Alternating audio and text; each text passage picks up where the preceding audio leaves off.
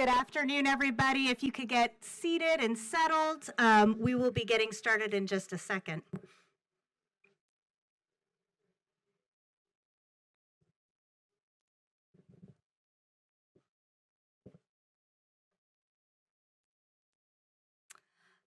Hello, welcome.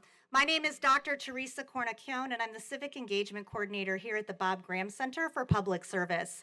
We are so excited to welcome you here to the Pugh Hall Ocora, the home of the Bob Graham Center. If you don't know, Ocora is a Native American word meaning gathering place. And what a gathering it is today. What a wonderful turnout. Late Senator Graham once said that democracy is not a spectator sport. So thank you to all of you for not being a spectator today and coming and actually engaging in your community. As we begin to celebrate our 20th anniversary as a center, I can think of no greater way to honor Bob Graham's legacy than this kind of community endeavor. I'd like to say a thank you to all of our faculty and staff and our amazing student volunteers who helped launch this program, along with our partners, the League of Women Voters of Alachua County, the Hamilton School of Civic and Classical Education, Delta Sigma Theta Sorority, Inc., Alumni Chapter, Zeta Phi Beta Sorority, Delta Sigma Chapter. Thank you so much for your support. With that, I'd like to introduce to the stage Donna Waller, President of the League of Women Voters of Alachua County.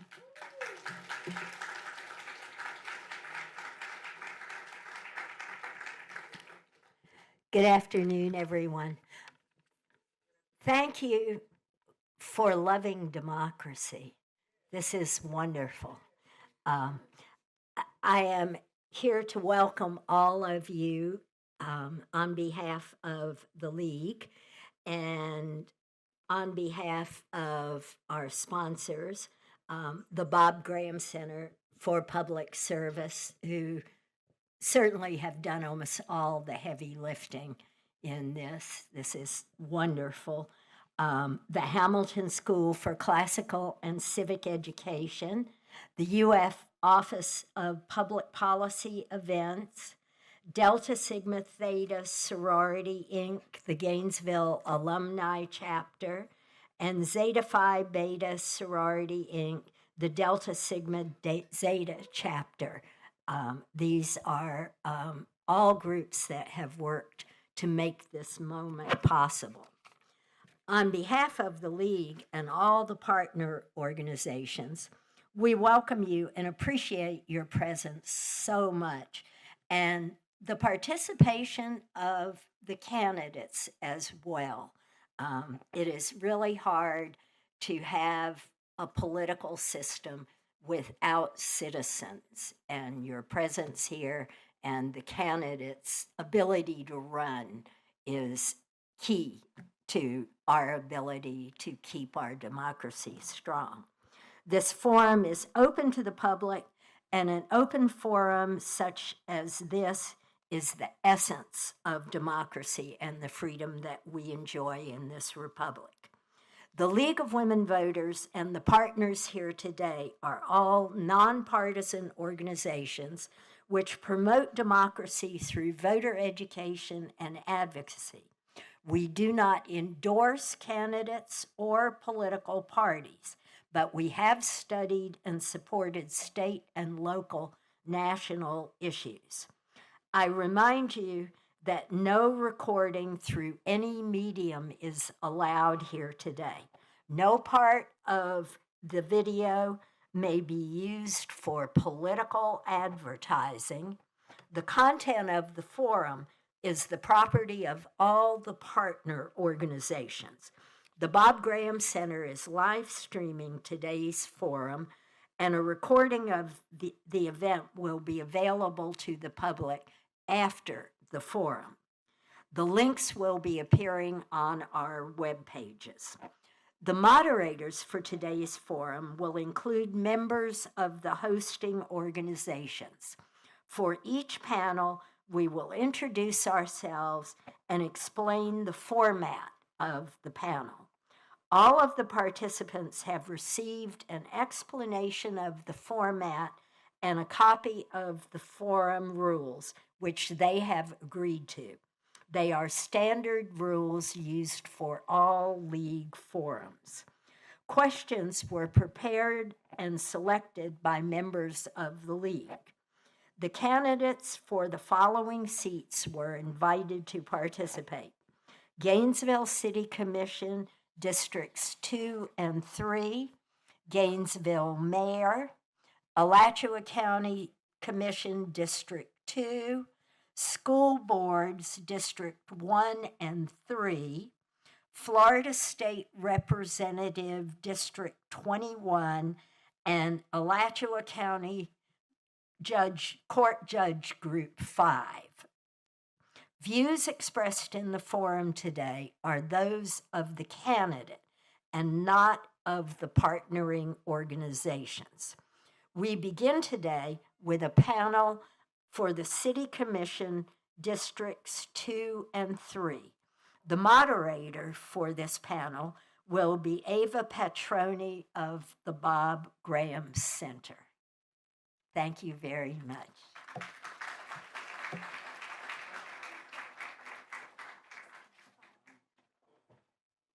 All right, let's get started. Good afternoon, everyone. I am Ava Petroni of the Bob Graham Center, and I will be the moderator for the Gainesville City Commission positions. Welcome, candidates, and thank you so much for joining us today. Gainesville City Commission performs such duties as passing the city's budget, setting the mileage rate, and approving the ordinances and resolutions. City commissioners serve a 4-year term, and the person elected must continuously live in the district during their time in office. City commissioners are limited to 2 terms of office. Voters elect candidates from the district where both the voter and the candidate live. There are 3 candidates in the race for District 2: Nathan Crabb, Nelita Jean-Baptiste Payot, and Wyatt Clark Zintes. There are also 3 candidates in the race for District 3: DeJohn Kane, James Gardner, and Casey Willits, who could not be with us today. Oh, sorry, excuse me. He's here. The format of the forum will be as follows. Each candidate will have 1 minute for their opening statements. Following the opening statements, I will read questions prepared by the League of Women Voters. Each candidate will have 1 minute to answer these questions. There will be 3 questions total. I will rotate the order in which the candidates respond to these questions. Candidates will be able to see the timer, which will indicate the remaining time at 15 seconds, and stop. Please stop when your time is up. If you do not, your microphone may be muted. Let us begin with the candidates' opening statements. You each have 1 minute, and we will begin with the candidates in alphabetical order. Candidates for District 2, starting with Nathan Crabb. Your statement, please.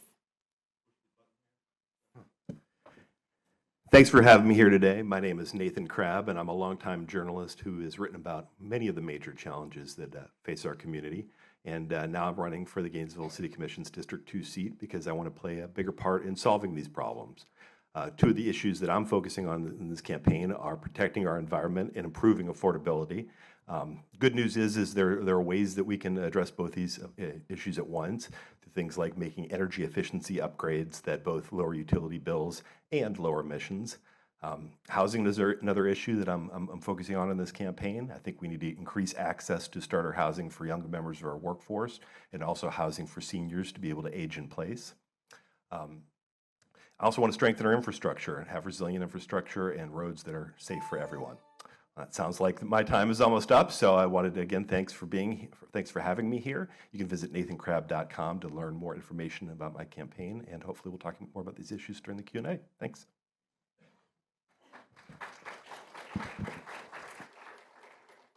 Thank you. Now, Nelita Jean-Baptiste Payot. Thank you so much. Thank you to the League of Women Voters for hosting this forum. This is democracy in action. So it ensures that Gainesville residents are truly know who you're asking to represent you, right? So my commitment to this community is deeply personal. In 2022, after a devastating fire took my home in South Florida, I arrived in Gainesville with a few things: my dog and my car. Finding a stable place to live was incredibly difficult. And for a time, my dog and I lived out of that car. But Gainesville did what special communities do. It scooped me up, supported me, and it helped me to get back on my feet. I am running for the city commission because it is my time to give back. I just don't talk about community. In South Florida, I spent countless hours knocking on doors and canvassing for major state national campaigns, and I look forward to representing you all here in Gainesville. Thank you very much. Thank you. Wyatt Clark Zintes, your statement, please. Good afternoon. My name is Wyatt Clark Zintes. I'm a Gainesville native, raised here, went to public schools here, have lived here most of my life. I'm a combat veteran of the United States Marine Corps, a former public works labor leader, currently a stay-at-home dad to two small children that are 2.5 and 1.5 years old. And I also run a small landscaping business that uses only electric equipment in order to accomplish its tasks. I'm running for the District 2 seat because I feel I have a unique perspective to add to that body, one that it's lacking at the moment. I feel there's a crisis of confidence in our city commission, and I feel that I can solve that crisis of confidence with a platform of fiscal responsibility. Thank you.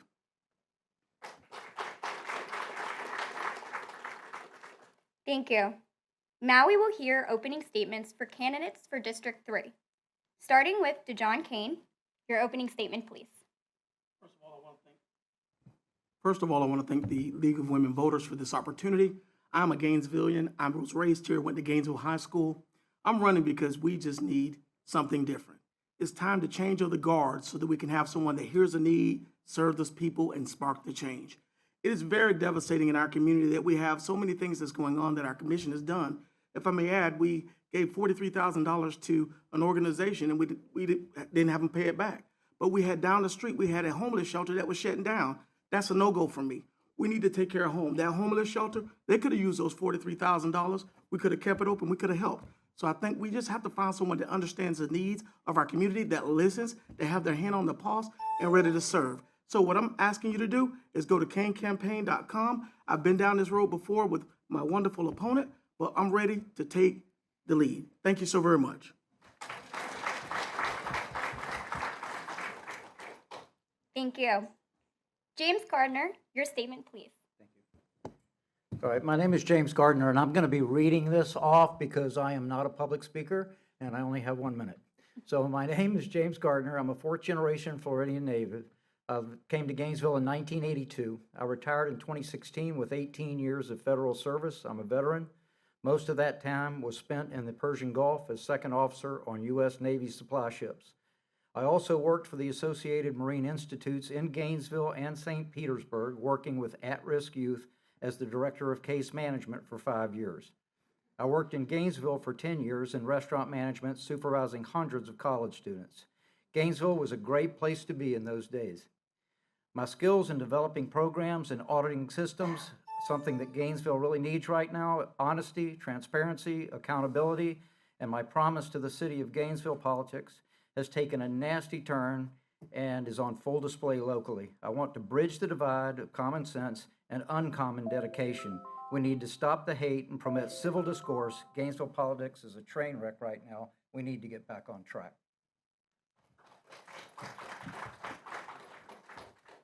Thank you. And Casey Willits, your statement, please. Good afternoon. My name is Casey Willits. I'm a Gainesville City Commissioner running for re-election in District 3, which is in Southwest Gainesville. I spent the last 3 years making sure I represented my district, particularly those who live in multifamily housing. 90% of my district lives in multifamily housing, just like me. I want to work on housing affordability like I did last time, has been one of my focuses, because for too many people in Gainesville, particularly in my district, the rent is still too damn high. I want to work on safe and efficient transportation, which largely that includes our RTS bus system that UF is a partner of, but we have to make sure people can get to where they need to be safely, efficiently, and affordably. And last is parks and green spaces, specifically in Southwest Gainesville. I identified a need, I identified land, and we recently bought land for such a park in Southwest Gainesville, but also where and how we spend our tree mitigation dollars that are largely collected in my district when development happens, but haven't always been spent there. That part of equity is something I want to continue to work on. I'm proud to be on the City Commission. I'm proud to represent Southwest Gainesville, and I hope to earn your vote again for re-election.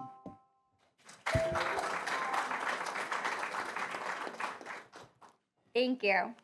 Now we'll move on to the question section. For your response to the questions that we've prepared, you will have 1 minute for your answer to each question. Starting with the first question. What strategies will you use to communicate with all of your constituents to fairly represent the diverse interest of the city's residents? For the first question, we will begin with the candidates for District 3. James Gardner, your answer.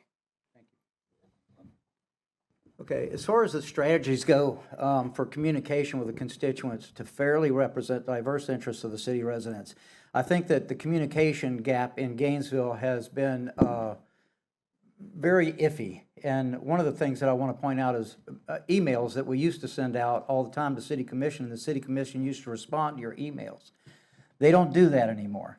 And it's very, very difficult, and I can tell you that because I am a District 3 resident, and I've tried to communicate with my own city council members and have had very difficult times doing that. And I can't get, a lot of my public records requests don't get filled in and don't get given out. So you need the communications open, and you need to have people that get back to you, and that's the way you got to do, and you got to be open for people to be able to talk to you in any time, at any place. And remember that you're a servant to the people and that you need to work hard for them. Thank you. Thank you. Casey Willits, your answer, please.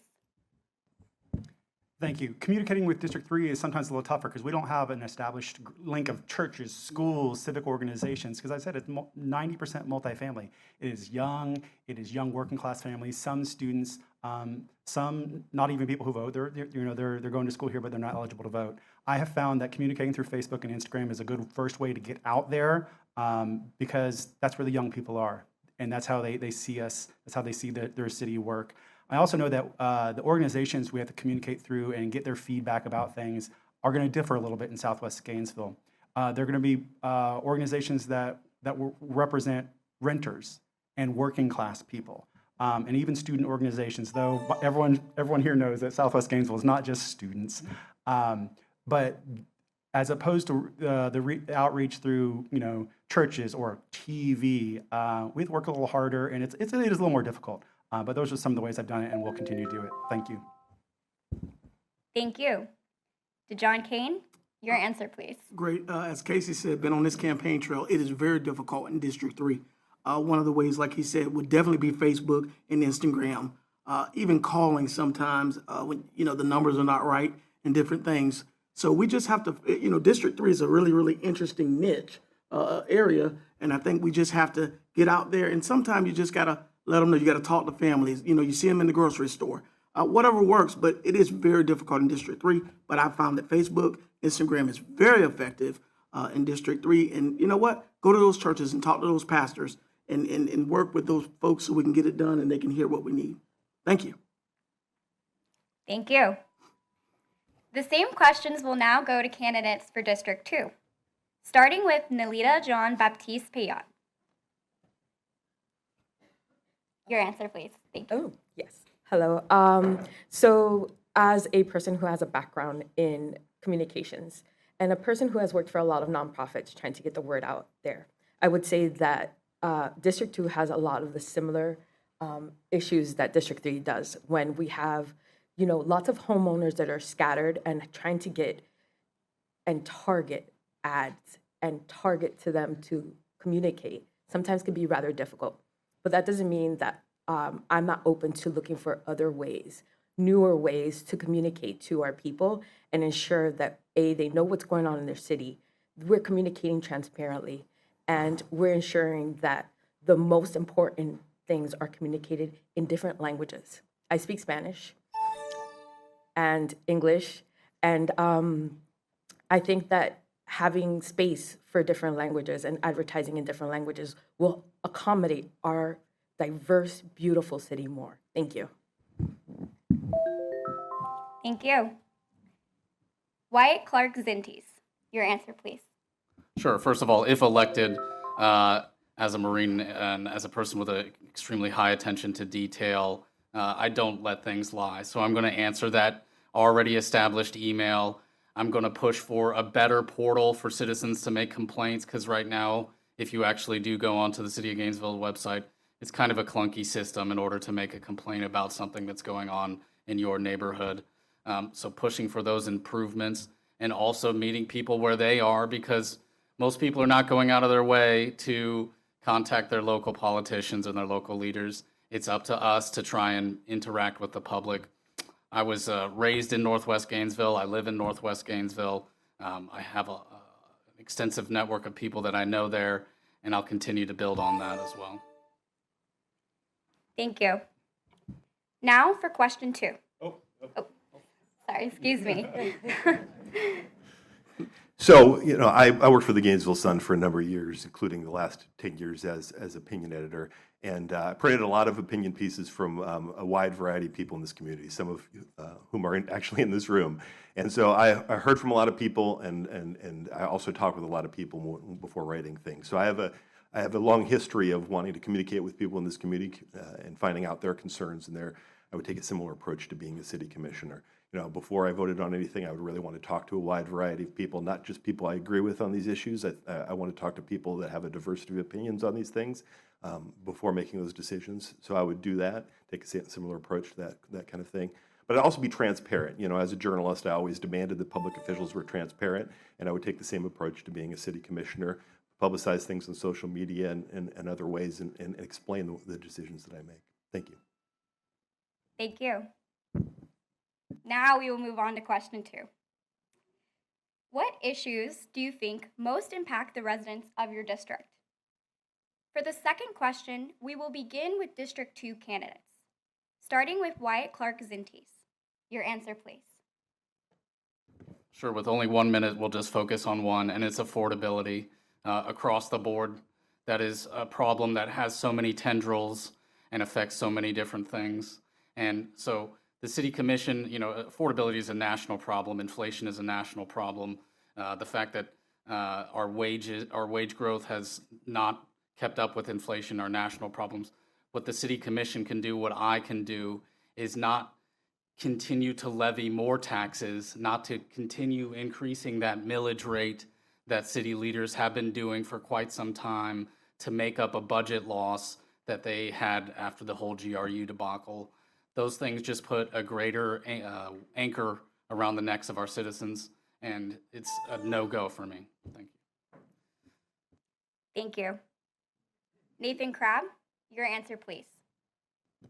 I certainly agree that affordability is an issue of concern. I think we need to do more, particularly on the issue of housing in our community. I think that the Gainesville City Commission has had a good start on some of this issue in some ways. I think things like expanding the possibilities of having accessory dwelling units, these additional units that people can put on their properties so that they can either rent them out to somebody or have some folks like a family member live in them. I think that was a good thing that the City Commission has done to encourage, but we need to do a lot more in that regard. We had an event the other week at Gainesville Co-Housing. It's a great model in terms of having people be able to live in close proximity to each other and share resources and help each other. But they encountered a lot of hurdles to do that in terms of getting the approval process. So we need to make things easier to have these kind of housing options like townhouses and more of these kinds of things that are available to a wide swath of our community. Thank you. Thank you. Nalita John Baptiste Payot, your answer, please. Hi, so I think they both brought up very interesting points and very necessary for Gainesville in order to thrive as a city as a whole. Housing affordability and rehabilitation of homeless folks is something that's very important to me as a formerly homeless person. So I feel like homelessness is not actually addressed. We do have a lot of programs that assist people who are homeless, but we don't actually address it aside from not sweeping them anymore. It's become a federal law, or I'm sorry, it's become a Florida law. And so therefore, we want to ensure that we're taking care of our people, whether you at every income level, right? And zero income is an income level. I think government transparency and community engagement, especially with our youth, we really need to reach out to our youth. And economic opportunity through workforce development and support for local businesses is something that I've just seen that is very great and necessary for us to address in this city. Thank you very much. Thank you. Question 2 now goes to District 3 candidates. Starting with Casey Willits, your answer, please. Thank you. Housing affordability, particularly in Southwest Gainesville, is really the key issue. I was glad to push for our most aggressive version of inclusionary zoning that would have made 10% of all new units and developments, any development over 10 units, 10 homes. Instead, we landed on where it starts at 50 homes. I supported a much more aggressive version of that. That begins to spread out affordable housing across our community for the long term. I was also glad to be able to help fund over 800 homes, the construction or renovation of, that will be affordable, differing time periods depending on the contracts. But that's something that the city didn't, all of that was not things we had to do. The city commission came together, we found funds, we carried funds over, we did a little bit of math magic and made sure we committed to that. But lastly, I want to say that I have been opposed to and fought our new fire assessment methodology that shifted the burden to pay for our fire department, particularly to apartment buildings. I don't think that is equitable. I'm going to continue to fight that because in my district, renters and apartment dwellers, they're hurting. Thank you. DeJohn Kane, your answer, please. Well, I would definitely say affordability. Again, in our district, it's all apartments. And the rent's $1,500 or above. People are hurting. Low-income housing, which I was the chair of the Alachua County Affordable Housing for over 10 years. We need to have that where it's spread out in different parts of our district, not just in one area. People need places to stay that are nice, that are put together nice. And I know our Alachua County Housing, they're doing a wonderful job, but we can use more of that in District 3. And so I think if we just focus on that and make sure we're getting people what they need and listening to them, because a lot of times we don't go in the community and hear them. So that's what we need in the district. And also I would like to add bus routes. I've heard a lot of people talk about our bus routes. So we need to add more bus routes so they can actually have more, because some of that's been cut back by the University of Florida. Thank you. James Gardner, your answer, please.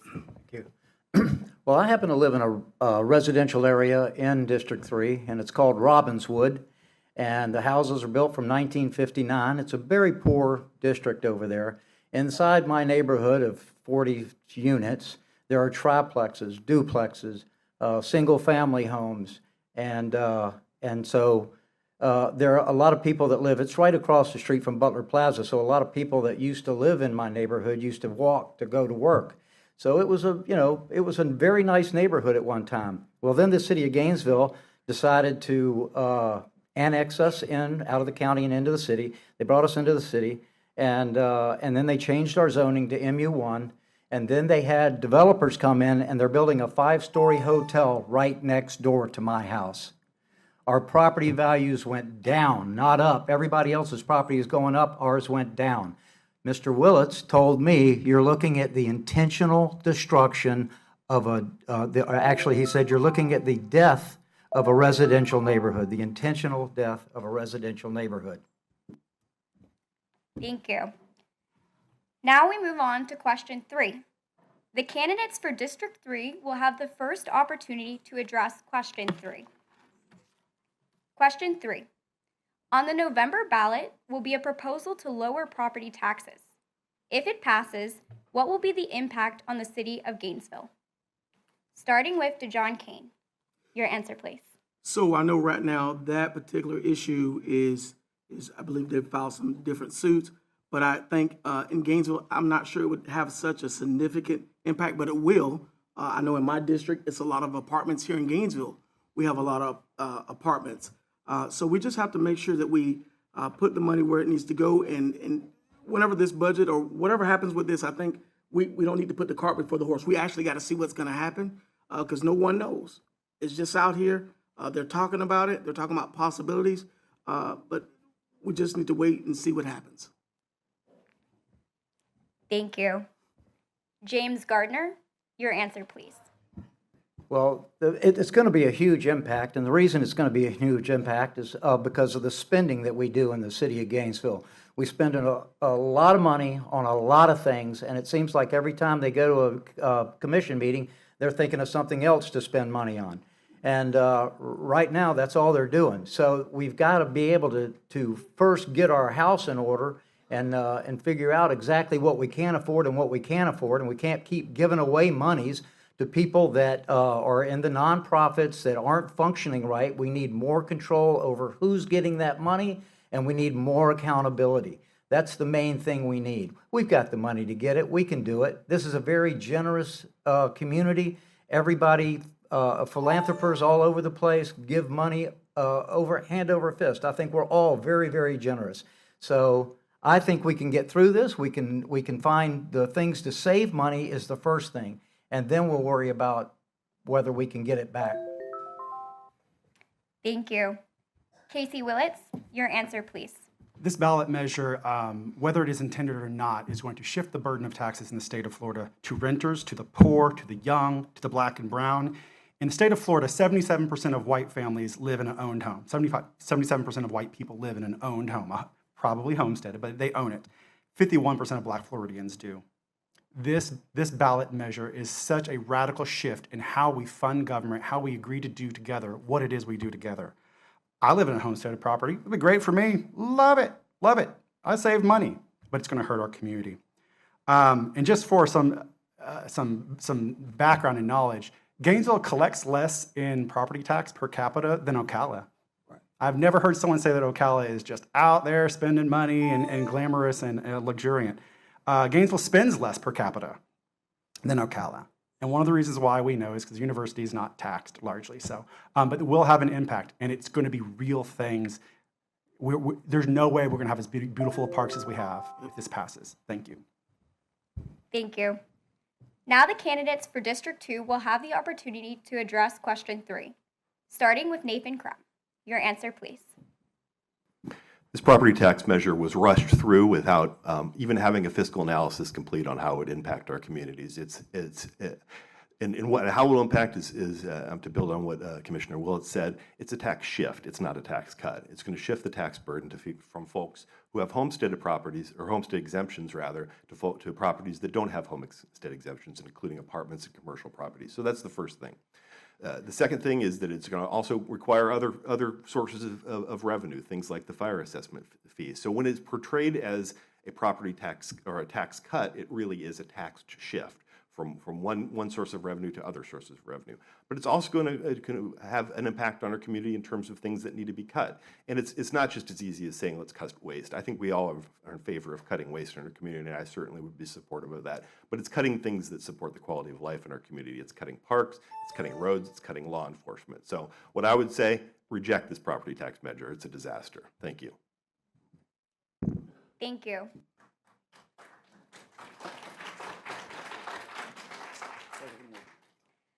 Nalita Jean-Baptiste Payot, your answer, please. Wow.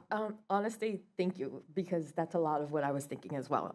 I will also say that this is really a tough one, because it's not only parks, it's also schools, which we are already losing a lot of funding for schools through the voucher program that's already in place, right? So having our schools affected, our children, our literacy, this absolutely would devastate our city, but I think that we can find common sense ways to move forward if this measure passes. Ideally, I would like it if you all would vote no. But the services that our residents rely on every day, such as RTS, public safety, transportation, and the programs that involve our most vulnerable neighbors like myself, I am a renter, I would be directly impacted by this, and I want to advocate for people like me. Thank you very much. Thank you.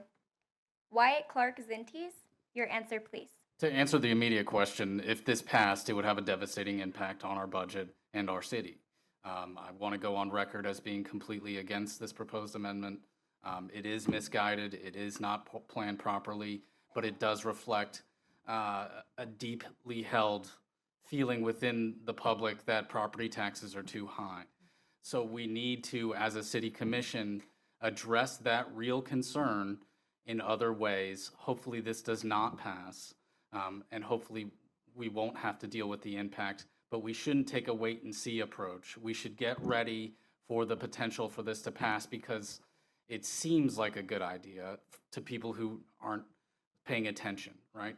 So getting prepared now about a possible budget shortage is what we need to do. And as somebody who used to work for the city of Gainesville in kind of a direct role, I know how to navigate those kind of shortages and still get the job done. Thank you. Thank you all candidates. This concludes the City Commission panel. We will move next on to the panel for mayor. The moderator for this panel is Sherry Brown Peoples of Delta Sigma Theta Sorority Incorporated, Gainesville Alumnae Chapter.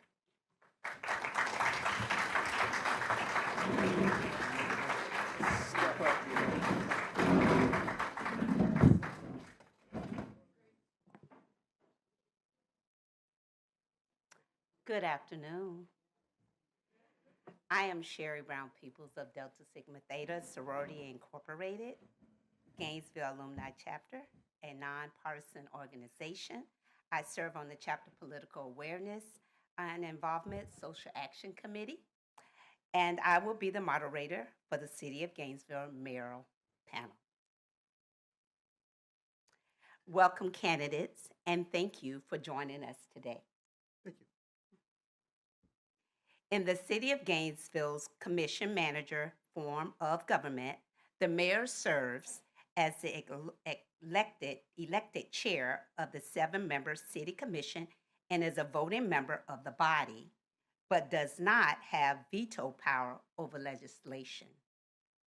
The key duties and responsibilities include presiding over City Commission meetings, voting on legislative matters, representing the city publicly, fostering community priorities, supporting city initiatives.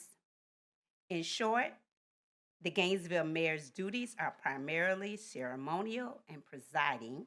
However, that person has significant legislative and representational responsibilities within the city commission framework.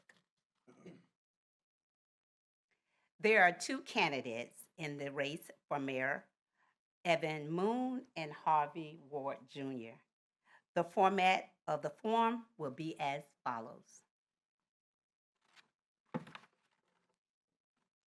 Each candidate will have 1 minute for the opening statement, starting in alphabetical order. Following the opening statements, I will read questions prepared by the League of Women's Voters. Each candidate will have 1 minute to answer. There will be 3 questions total. I will rotate the order in which the candidates will respond. Candidates will be able to see the timer, which will indicate the remaining time at 15 seconds, and stop. Please stop when your time is up. If you do not, your microphone may be muted. We will now begin with the candidates' opening statements. You each have 1 minute, and we'll begin with candidates in alphabetical order.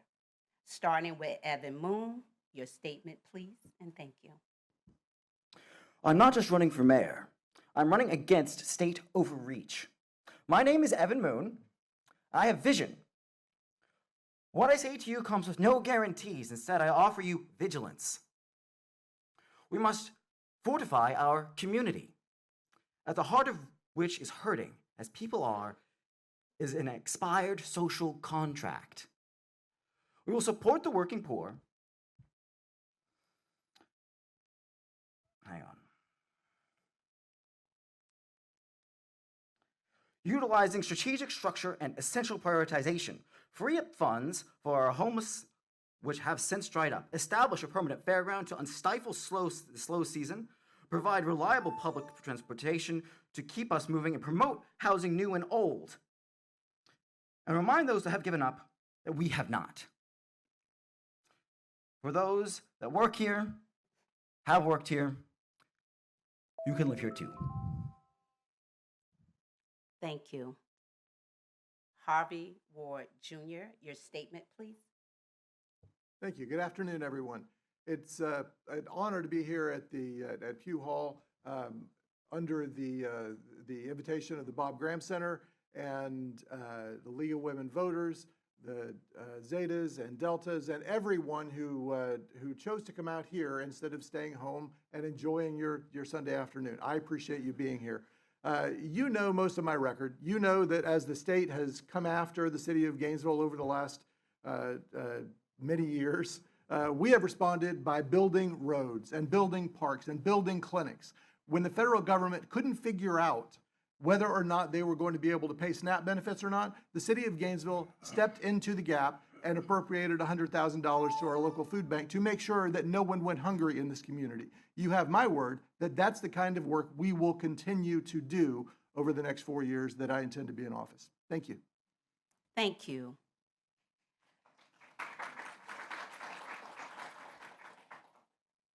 Now we will ask you for your response to the questions we've prepared. You will have 1 minute for your answer to each question. Question 1. What public safety issues do you see as most pressing for the city? How will you address them? So I got about an hour and a half answer on this one, but I'll try to squeeze it in here in the next 59 seconds. Sir. For the first question, it will be you. Okay, thank Harvey you. Ward Jr. I assume, my bad for assuming that. That's okay. So public safety boils down to we have done a good job, all of us working together, not just at City Hall, not just at GPD, but all of us working together to lower gun violence over the last 4 years. We have seen the numbers drop. The incidents of gun violence have gone way down, but it's not good enough. We have to keep after that. We have to make sure that we continue to support all those things.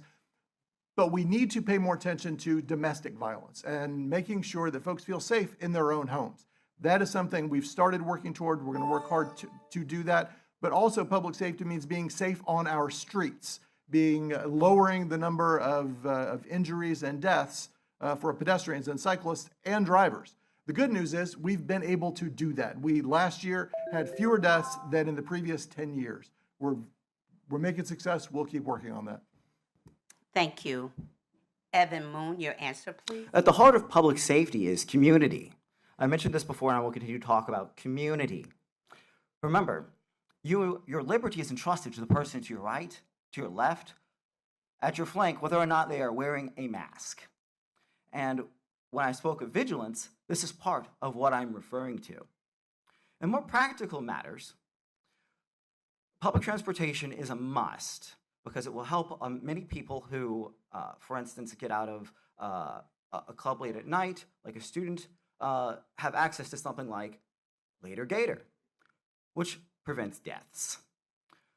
In another sense, of a very practical matter, we will be building community programs. Or when I say programs, I mean things that don't necessarily cost so much, but we can do together at these parks we've been working on. I, for one, am very excited for Guns Down, Water Guns Up. Look forward to it. Thank you. Question 2. Although the mayor is simply one of 7 on the city commission and is not the administrative head of the city, the occupant of the mayor's office is often the target of criticism of city policy. How would you handle this difficult aspect of the mayor's job? This question begins with you, Evan Moon. Your answer, please. Good. The mayor sits on a lot of meetings. This puts the mayor in a leadership position. Much of city policy can be spoken to on particular matters, on particular heads, but the mayor gets to listen in on all of such things. And the mayor must have vision, as I spoke to before. This means building the community and structuring our finances in such a fashion that we can work on together. When I say together, I mean the city, the county, and the state. As an example, we have all sorts of problems with particular roads, such as Newberry Road. It's got all these potholes or keeps needing to be reworked. Well, we must follow through in this, and the city can help to make sure and ensure this we succeed in this. So thank you for the question. Thank you. Harvey Ward Jr., your answer, please. Thank you. So first, let me note that Newberry Road is a state road, not one that the city of Gainesville maintains. This is an important thing to learn as you spend time at City Hall. Being at City Hall, showing up is how you work through the criticism. You know, the best way to never be criticized is to never do anything. That's not acceptable to me. There's a shelf life for anybody in these offices. You expire in this job pretty quickly. 4 years goes by in the blink of an eye. So you have to be out there doing the work, showing up, being available to people, whether they're happy or unhappy. And I have found that the more accessible you are, the less likely you are to be the target of criticism for policy. Now, there are folks who are going to troll you on social media. That's why you don't read the comments. I mean, that's the bottom line. You got to develop a thick skin because it does get ugly sometimes. Question 3. What steps do you think the city of Gainesville should take to address the issue of homeless families? The final question, we will begin with you, Mr. Harvey Ward Jr. Thank you. Thank you. So the reason I first ran for office in 2014 unsuccessfully was because I thought we could do a better job as local government about homelessness in general. We have lowered the number of homeless folks, individual homeless folks in our community sleeping outside. We've been able to do really good work on that front. What we haven't done a good job with is homeless families. So a few months ago, I started talking with some county commissioners and with some school board members and with folks at Family Promise and a few other organizations about refocusing on family homelessness. That's the first step. You get the institutions together to work on this, and let's put a plan together. Everything about homelessness, whether it is a mental or physical health issue or a housing issue, is all solvable with money. And that is an unsatisfying answer, but it is the answer. So we have to make sure that all of our local institutions, including the University of Florida, are engaged in that process. Thank you. Thank you. Evan Moon, your answer, please. There are different forms of homelessness. Some forms are temporary and for specific reasons. Some forms are due to other specific reasons, such as long-term mental health, which will take longer and require more effort on individual basis and money. One of the reasons why I want to help the working poor is to help them stay on their feet. Remember, I want to remind people that we have not given up. They are not alone. Families themselves often require additional structures, such as housing that takes into account the kinds of people that are also going to be staying at said housing. I'm going to take this time really quick to remind you this is a two-way street, and I would love to speak to all of you, and I deeply appreciate you having me here today. Thank you very much. Thank you. Thank you, candidates. This concludes the City of Gainesville Mayor at Large panel. We will move on to the panel for the County Commission. The moderator for this panel will be Allison Kill of the League of Women Voters of Alachua County. Thank you.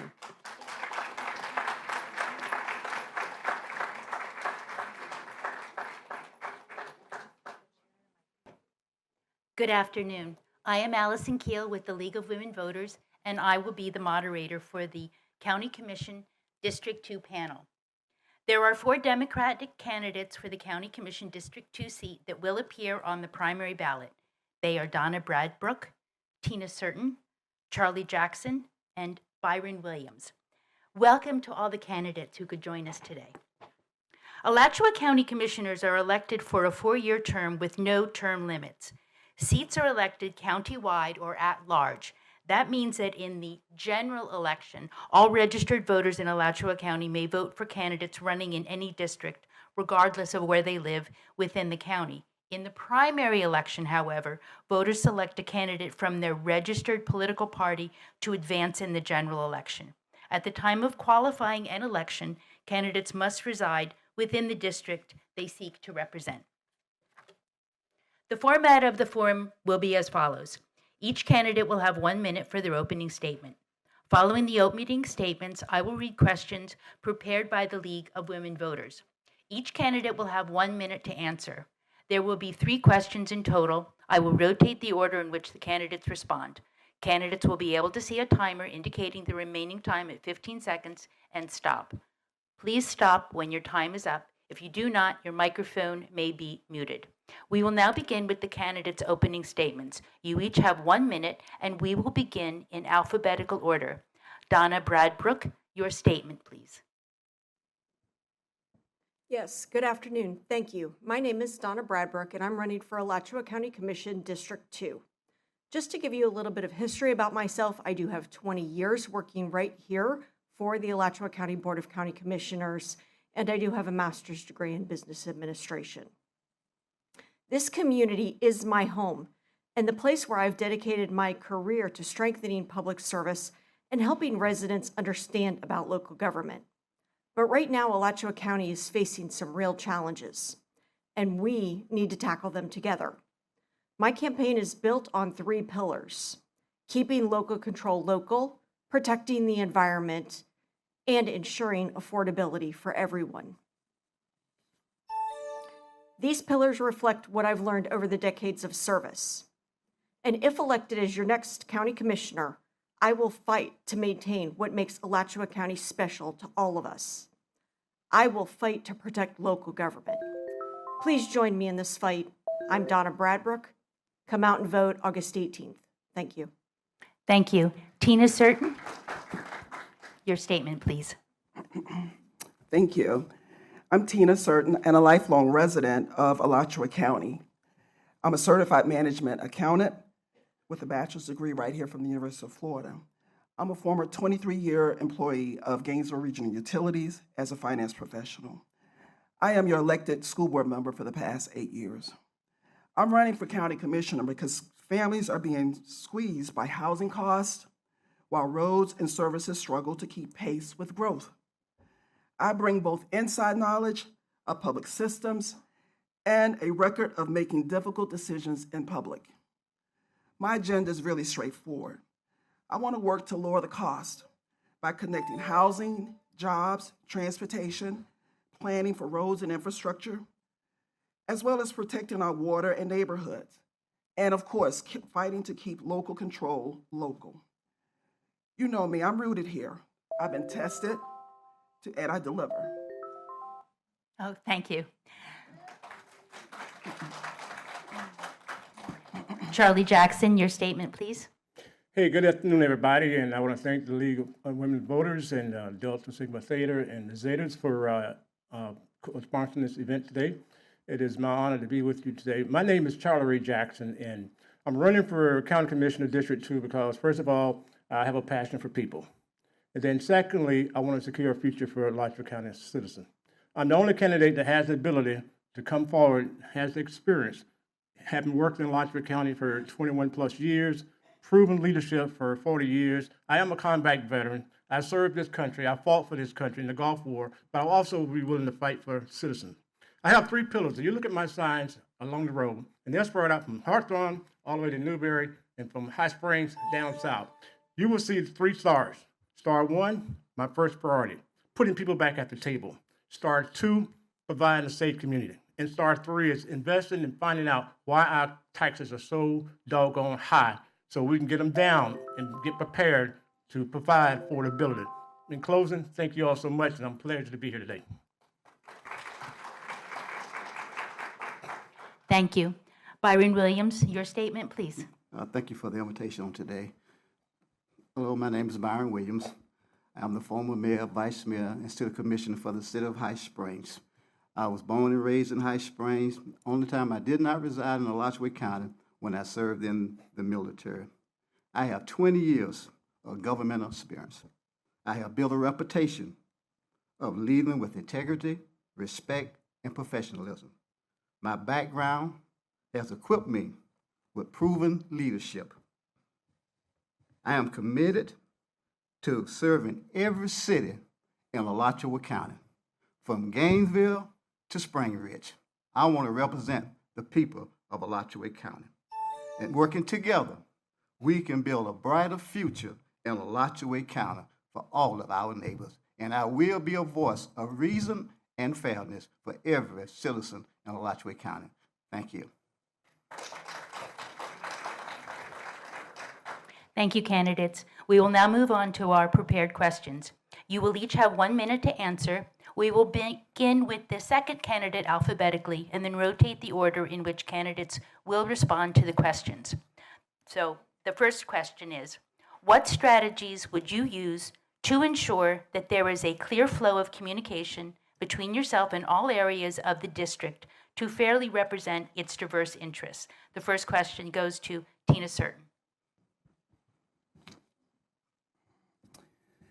Thank you. Communicating with citizens is paramount to me being an elected official, as well as making myself available through various office hours, attending community events in the county, all over the county.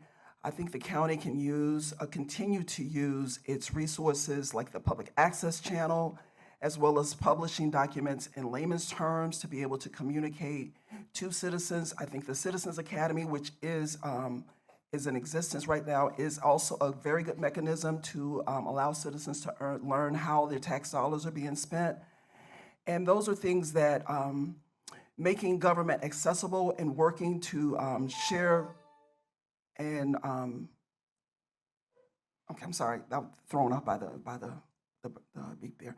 Sharing what the goals and priorities of the organization are through all means necessary. Thank you. Charlie Jackson, your response, please. Yes, that's a good question. I think whoever came up with that question, that's a great question.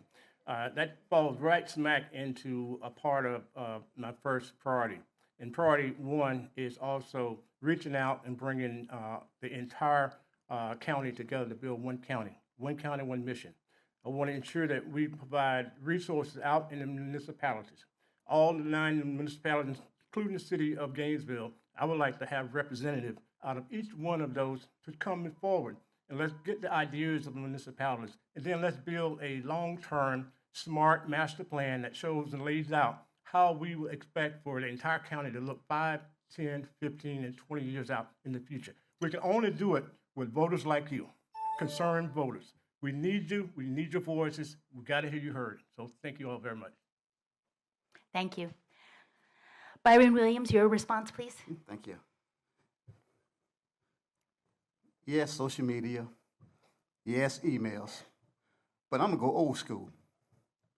I'm going to have town hall meetings in every district that I represent. I mean, I'm going to go talk to the people because that's the people I represent. And I want to hear from the people so I can serve them the way they want to be served. So I definitely will have town halls meetings, quarterly meetings, whatever it may take. And when there's bigger issues that's dealing with that area, I will have town halls meetings. But I want to meet with the people face to face. I think that's the best way to communicate with all people here in Alachua County. Thank you. Thank you. Donna Bradbrook, your response, please. Yes, thank you. I do think that communication with the citizens of Alachua County is incredibly important, and I think there is a multitude of opportunities to improve communication with citizens. Number one, I do think Alachua County Board of County Commissioners should increase the frequency of the joint meetings with all 9 of the municipalities throughout the county. I also believe that when major topics come up, that we should have dialogue and discussion with the citizens before it is an agenda item and it's perceived that the decision of the board has already been made. We need to have those dialogue and that discussion before the decisions are made. And I am glad that the Citizens Academy was referenced. I ran the Citizens Academy for 15 years, and we had more than 500 graduates while I ran it. And that was just informing citizens what's available to them. So it wasn't an agenda item, it was informational and educational. I think all components of outreach are important. Thank you. Thank you, candidates. The second question is, what can the county do to help provide access to health care for low-income residents? Charlie Jackson, your response, please. Oh, good. First of all, I think here in Alachua County, we've got to recognize the fact that we are limited in terms of transportability. We've got a need to provide public transportation out in our rural areas, in our low-income areas. Yeah, it may take a little bit more money to provide the needs in our low-income area as opposed to those areas where you already have frequent transportation. But at the bottom line, we're all citizens, and we pay taxes. And every child, every adult are entitled to have the same access to health care, same access to hospitals, to schools, and also the grocery stores. You go in some side towns and cities, there's no grocery stores, no schools, there's no anything. So we got to provide transportation throughout our community for low-income folks. And I'm going to fight for it, and I can get it done. Thank you. Byron Williams, your response, please. Thank you. It's so important to have ordinance in place. I say ordinance, that's the law, to help people with medical issues. One of the biggest issues is people in the rural areas don't have transportation to get to Gainesville to the medical appointments. I was talking to a 90-year-old lady. She needed to get to Gainesville for her doctor's appointment. And I called to try to get transportation for her. They said that funds was going away. So it's so important for her to have ordinance, not resolutions, but ordinance, laws that would be in place to help poor people to get to their medical needs, because we all need good health. You know, everybody don't have that luxury of driving to Gainesville. Everybody don't have the luxury of having nice insurance.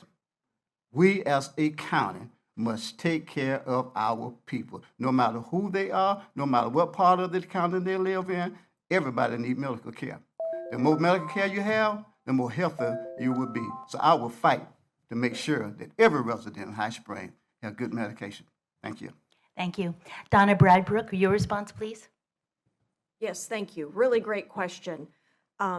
Within Alachua County, we do have an option for an additional sales tax to specifically provide health care to the citizens of Alachua County.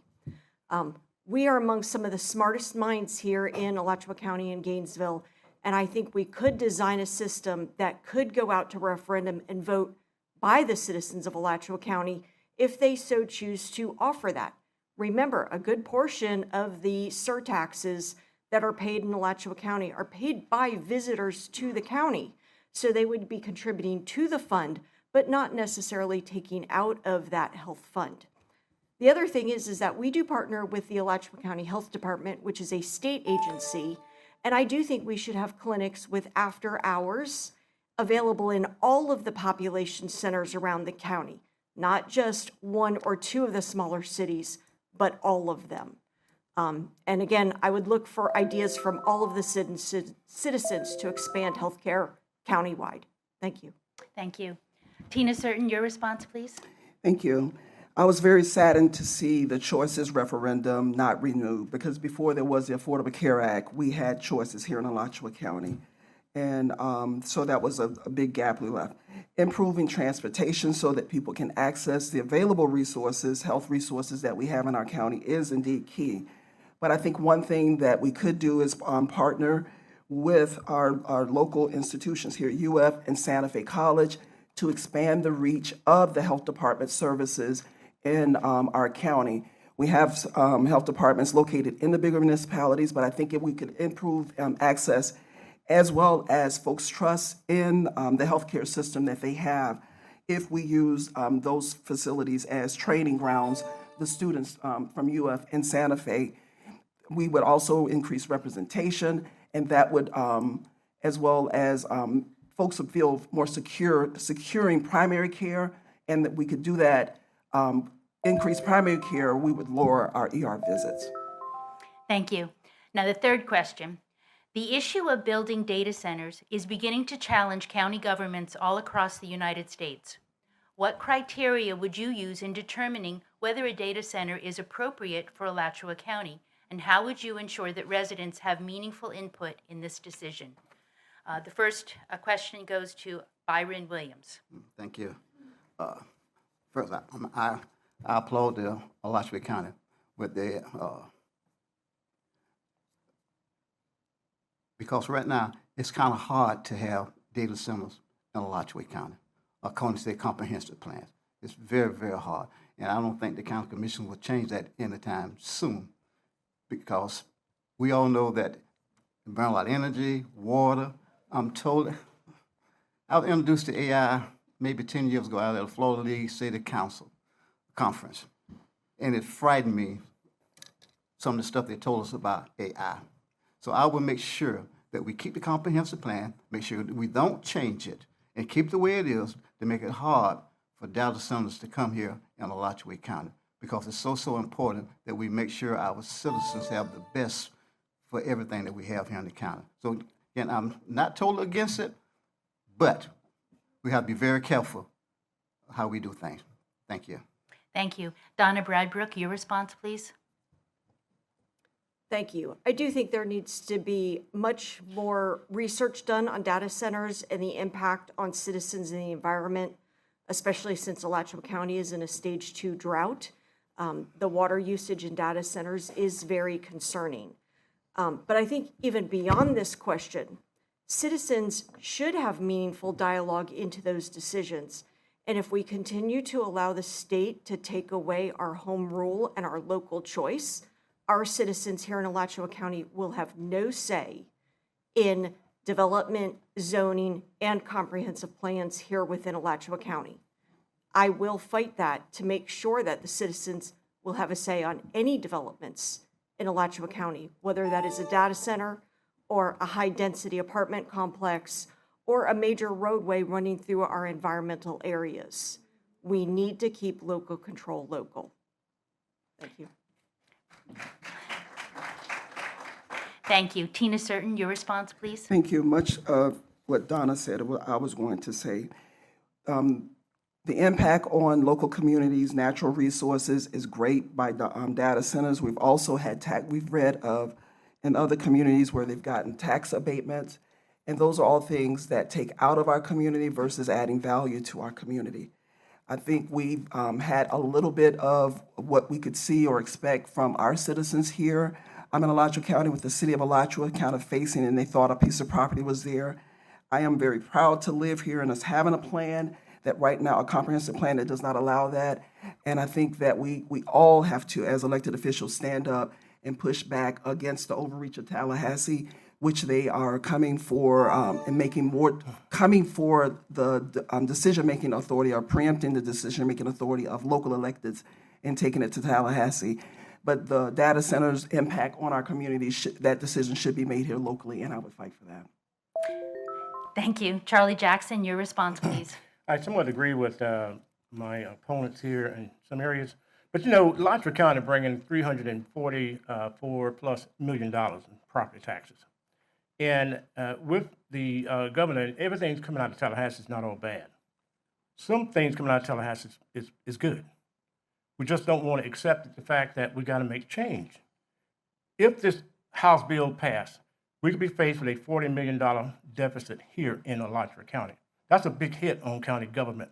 I've served in Alachua County for 21+ years. I implemented energy conservation, water conservation, energy management systems. By doing that, we recycle water.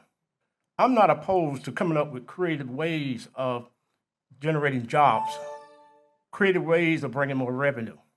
If this thing passed, folks, we got to change, and I'm here to make change. We're not here hoping, waiting for change.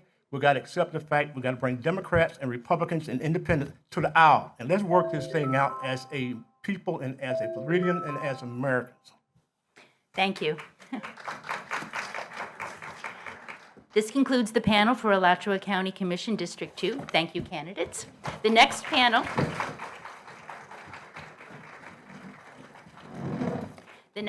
will be the primary election candidates for Alachua County School Board Districts 1 and 3. The moderator will be Sabrina Patterson from Zeta Phi Beta Sorority Incorporated, Delta Sigma Zeta Chapter. Good afternoon. I am Sabrina Patterson, a member of Zeta Phi Beta Sorority Incorporated, Delta Sigma Zeta Chapter. I am the Social Action Coordinator, and I will be the moderator for the Alachua County School Board Districts 1 and 3 Primary Election Forum. There are 3 candidates for District 1 seat: Gabriel Lopez, Hunter Miller, and Janine Plavick. There are 2 candidates for the District 3 seat: Gregory Pelham and Sarah Rockwell. Welcome, candidates, and thank you for joining us today. Alachua County School Board members are elected in nonpartisan elections and serve 4-year terms. All registered voters in Alachua County, regardless of residence or party affiliations, may vote for all school board members. While the seats are elected by the county at large, the candidates must reside in a specific district where they run. The format of the forum will be as follows. Each candidate will have 1 minute for the opening statement. Following the opening statements, I will read questions prepared by the League of Women Voters. Each candidate will have 1 minute to answer. There will be 3 questions in total. I will rotate the order in which the candidates respond. Candidates will be able to see the timer indicating the remaining time at 15 seconds to stop. Please stop when the time is up, and if you do not, your microphone may be muted. We will begin with the candidates' opening statements. You each will have 1 minute, and we will begin in alphabetical order. District 1, Gabriel Lopez, your statement, please.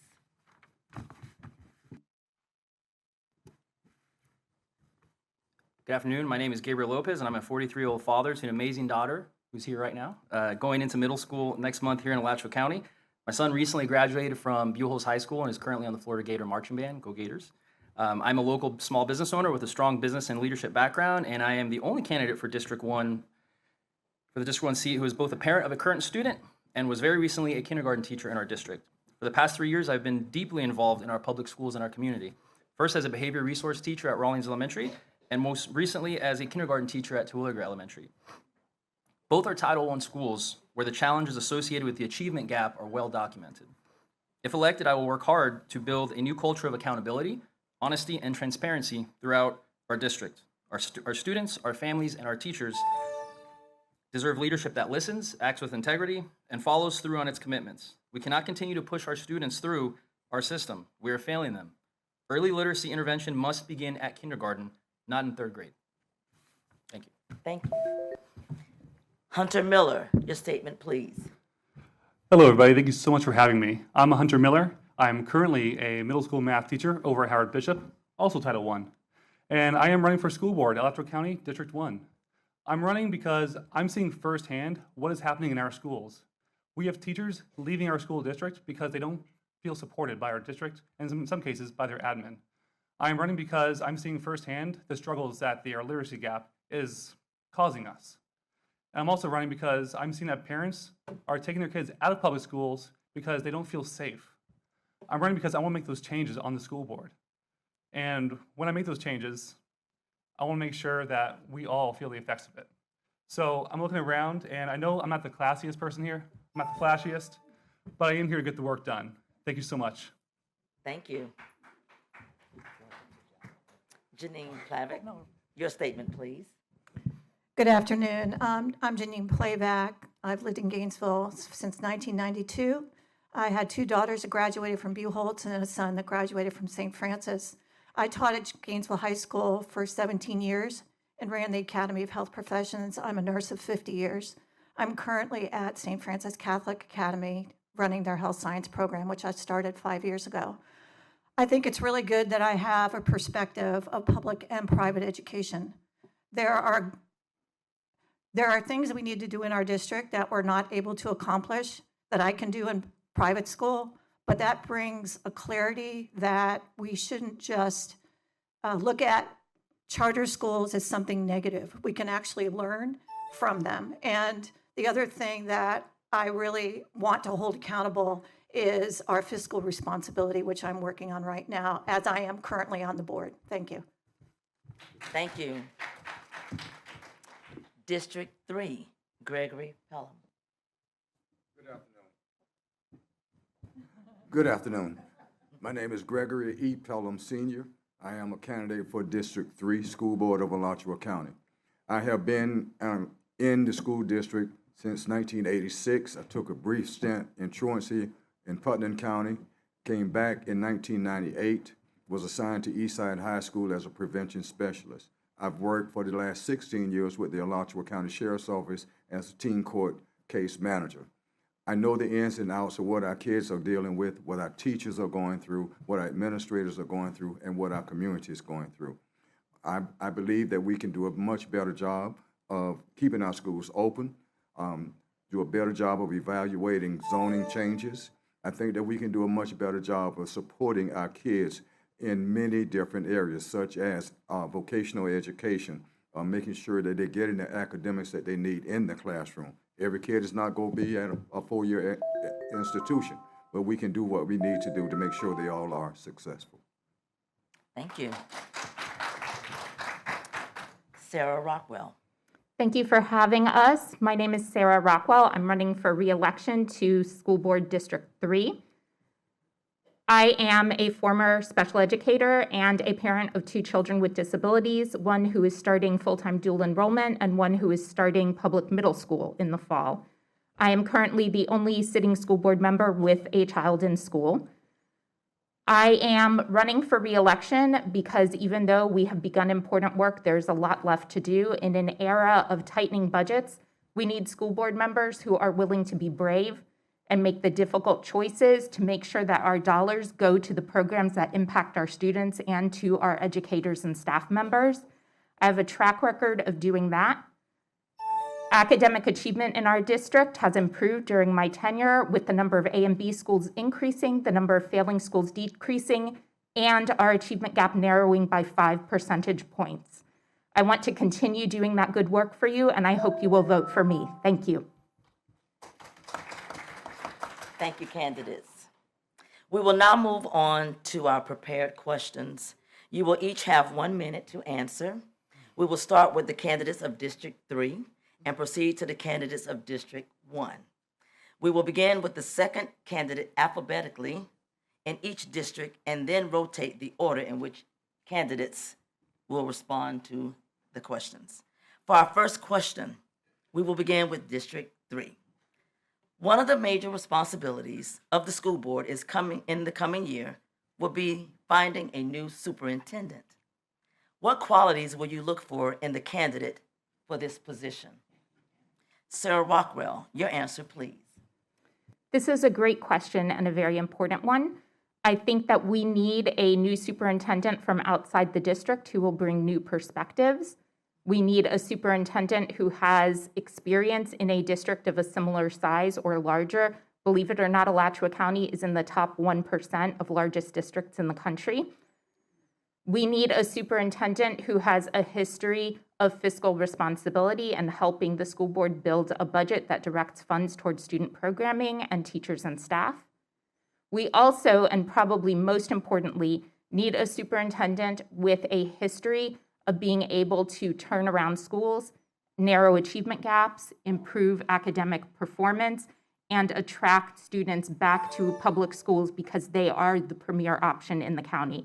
And I want to make sure that we have a superintendent who will make Alachua County not just the premier district in the state, but also the premier option in our community. Thank you. Thank you. Gregory Pelham, your answer. Whereas I agree with Dr. Rothwell and the observation that she presented, I also believe that our superintendent must have a line of communication with our communities, I believe our superintendent must have a line of communication with the students that we are challenged to serve. I think that our superintendent needs to have an open door policy. When parents or the community needs to talk to the superintendent, I think that needs to be one thing that should happen. I'm hoping that we can find a superintendent that will listen to the concerns of our students, look at the concerns of our students, and then address those issues and concerns. Every concern comes with a problem. If you define what the problem is, you attack the problem, the concerns will certainly start to decrease. It's a big job that needs to be done. I also believe that the superintendent and the school board must learn or be able to work together in order to unify our communities and the schools that our children are attending. Thank you. Same question for our District 1 candidates, starting with Hunter Miller. All right, thank you so much. Yeah, we will be having a new superintendent coming up, and it won't be easy because I'm not sure if you guys knew this, but here in Alachua County, we've gone through about 4 or 5 superintendents in the past decade. So when I look for a new superintendent, I want to look for somebody who's in it for a long haul. I'm not looking for another 2-year superintendent. We don't deserve that. We deserve better. I also want to make sure, again, like Sarah said, we need a superintendent who has experience closing achievement gaps. A superintendent who has experience dealing with budgets the size of ours. It's been mismanaged for the past several decades, and it's time for that to end. And finally, our superintendent needs to be clear with communication. I talk to teachers and the community often, and they tell me that they don't know what's happening in our school districts because the communication isn't as clear as it should be. We need to be so transparent that the community is annoyed by how transparent we are. Thank you so much. I yield my time. Thank you. Janine Plavek, your answer, please. Alachua County is a very unique county as compared to some other counties in the state. And I find now that the current superintendent compares us a lot to the county she came from. And a lot of the things what we have done this year do not reflect Alachua County. There's a big division in this county, unfortunately, between the east side of town and the west side of town. And as much as we try to bring it together, this division is there. The superintendent needs to listen to the teachers. The teachers run the schools. The superintendent should be at the helm of the ship, but not micromanage, which our current superintendent does. And the superintendent has to listen to the community, especially to our teachers, because no teachers, no schools. And we have wonderful teachers in this county. They just, at some places, cannot do their job the way they want to. Thank you. Thank you. Gabriel Lopez, your answer, please. Sure. As a teacher who's been non-renewed, one of you may have seen my story in the paper. The superintendent right now and our board members do not have a culture of honest communication. In a superintendent, we need a true fearless leader. We can repeat the same issues we've continuously had in Gainesville about the east and west side, which is no secret. The division in our community is no secret. We need a true leader that has outside experience in not just educational leadership, business leadership, social leadership, community engagement. We need a person who can actually go out into the community and discuss plans with teachers and citizens and parents and families. The superintendent this year made drastic changes at the beginning of the year with zero communication. It affected the entire district. Many teachers were upset, many administrators were upset, and we need a superintendent who is not afraid to take a leadership position and make changes, but also communicate respectfully and courageously, because that's what's been lacking in our district for a very long time now. Thank you. Now for our second question, we will begin with District 1. The Alachua County School District is experiencing severe fiscal difficulties. What do you think has caused them? How should the school board go about solving them? Janine Plavek, your answer, please. When I came onto the board a year and a half ago, we had to make those hard changes that Dr. Rockwell knows about. We were $20 million off. We made some really difficult changes. And going forward, we had our CFO leave. We had to hire a new CFO. And I think you all know that I did not want this man hired because he has absolutely no accounting, management, nothing. He's an English major. that got hired to run a $624 million budget. I am very concerned. We have not seen our budget for next year. I'm extremely concerned. What do? I ask for public records all the time. I want to see what's going on, and I'm very concerned with the leadership we have right now. So my intent is going forward to really look at this budget, but it is concerning, and solving it might need new leadership. Thank you. Thank you. Gabriel Lopez, your answer, please. Yes, we absolutely do need new leadership. As board members, there should be open communication with superintendents. There should be strategies in place. We have a huge fiscal responsibility, obviously not just with the debate with Citizens Field, the rezoning. There's so many capital projects that just suddenly come up, and the city, the county, the school board, they should be working together on these things. It seems very combative. It seems very divided. When we have the opportunity to work with a superintendent, we could complain about what they do, or we could spend our time wisely and work as a team, and we can gain new partners in the city so that we could be effective. Because the leadership right now on our board has been highly ineffective. Thank you. Thank you. Hunter Miller, your answer, please. Thank you so much. I do agree. We do need new leadership, mainly because our current leadership will be leaving us next year. So as a school board member, I want to make sure that our next leader, as Sarah said actually, is an outsider. I want somebody who doesn't really have those personal stakes in our county, because their decision making is to be based on what is best for our schools, not as best for their social circle. Furthermore, again, there's been mismanagement because of that. So I want to make sure that when we make our decisions on our school board, we are basing them off pure facts. We're not basing them off AI, and we're not basing them off of rumors we've heard. Thank you so much. I'm going to end that there. Thank you. Same question for our District 3 candidates. Gregory Pelham, your answer, please. First of all, I think that the deficit that we encountered, I think that part of it is it's hard to answer the question because we don't have all of the information as to what actually caused it. We know that it was there, then we heard that it wasn't there.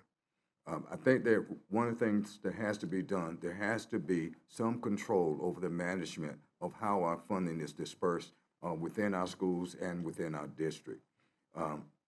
How should we do that? The board has to be unified. The board has to be willing to work together.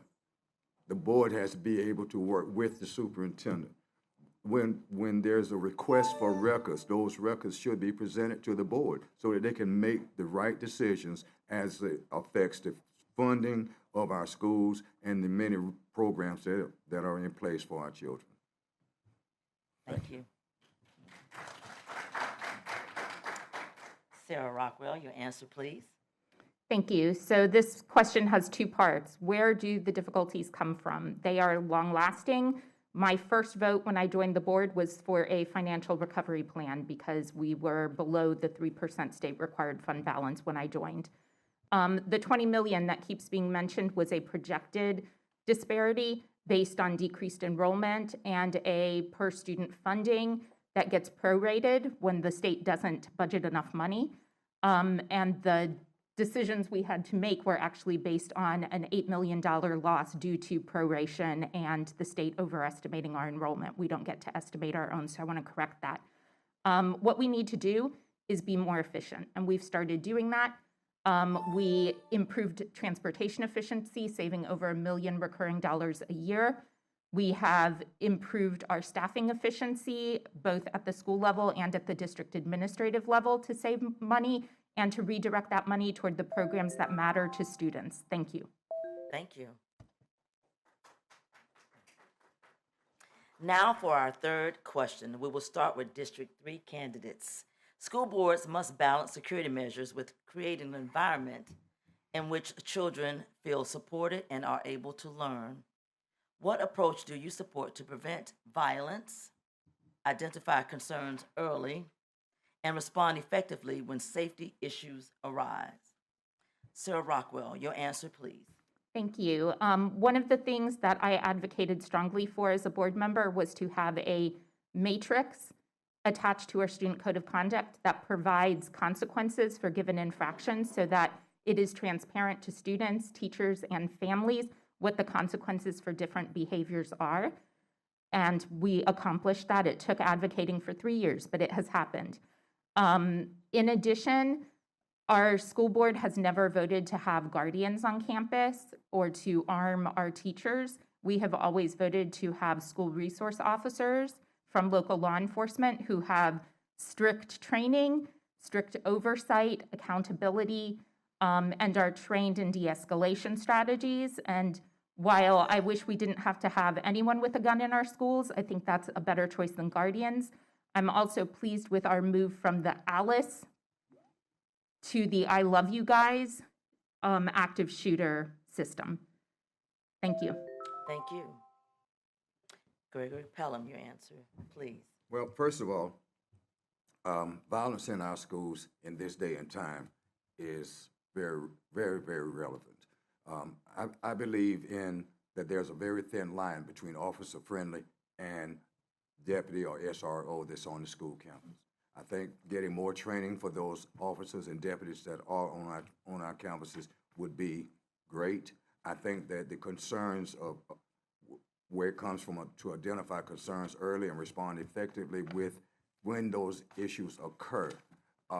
Sometimes you can't, that does not happen. There's just not enough time to sit and think. Officers and deputies have to make a decision just like that.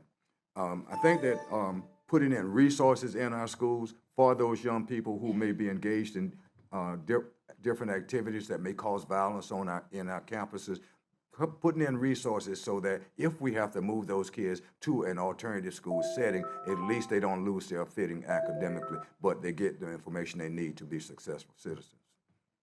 Thank you. Same question, District 1 candidates. Hunter Miller, your answer, please. Thank you so much for that question. I'm glad you asked that question because it is a prime objective of mine on the school board. As of right now, a lot of our teachers are leaving because the schools don't feel safe. Parents are taking their children out because they don't feel safe. So I want to make sure that we move away from punitive measurements and more towards remedial measurements.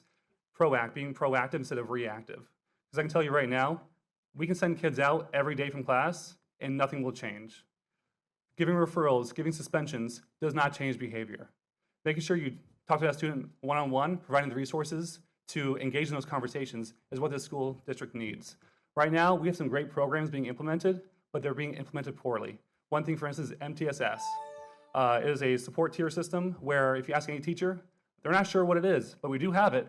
So I do want to make sure that we receive adequate training for those programs to decrease the amount of violence we are approaching on campus. Thank you so much.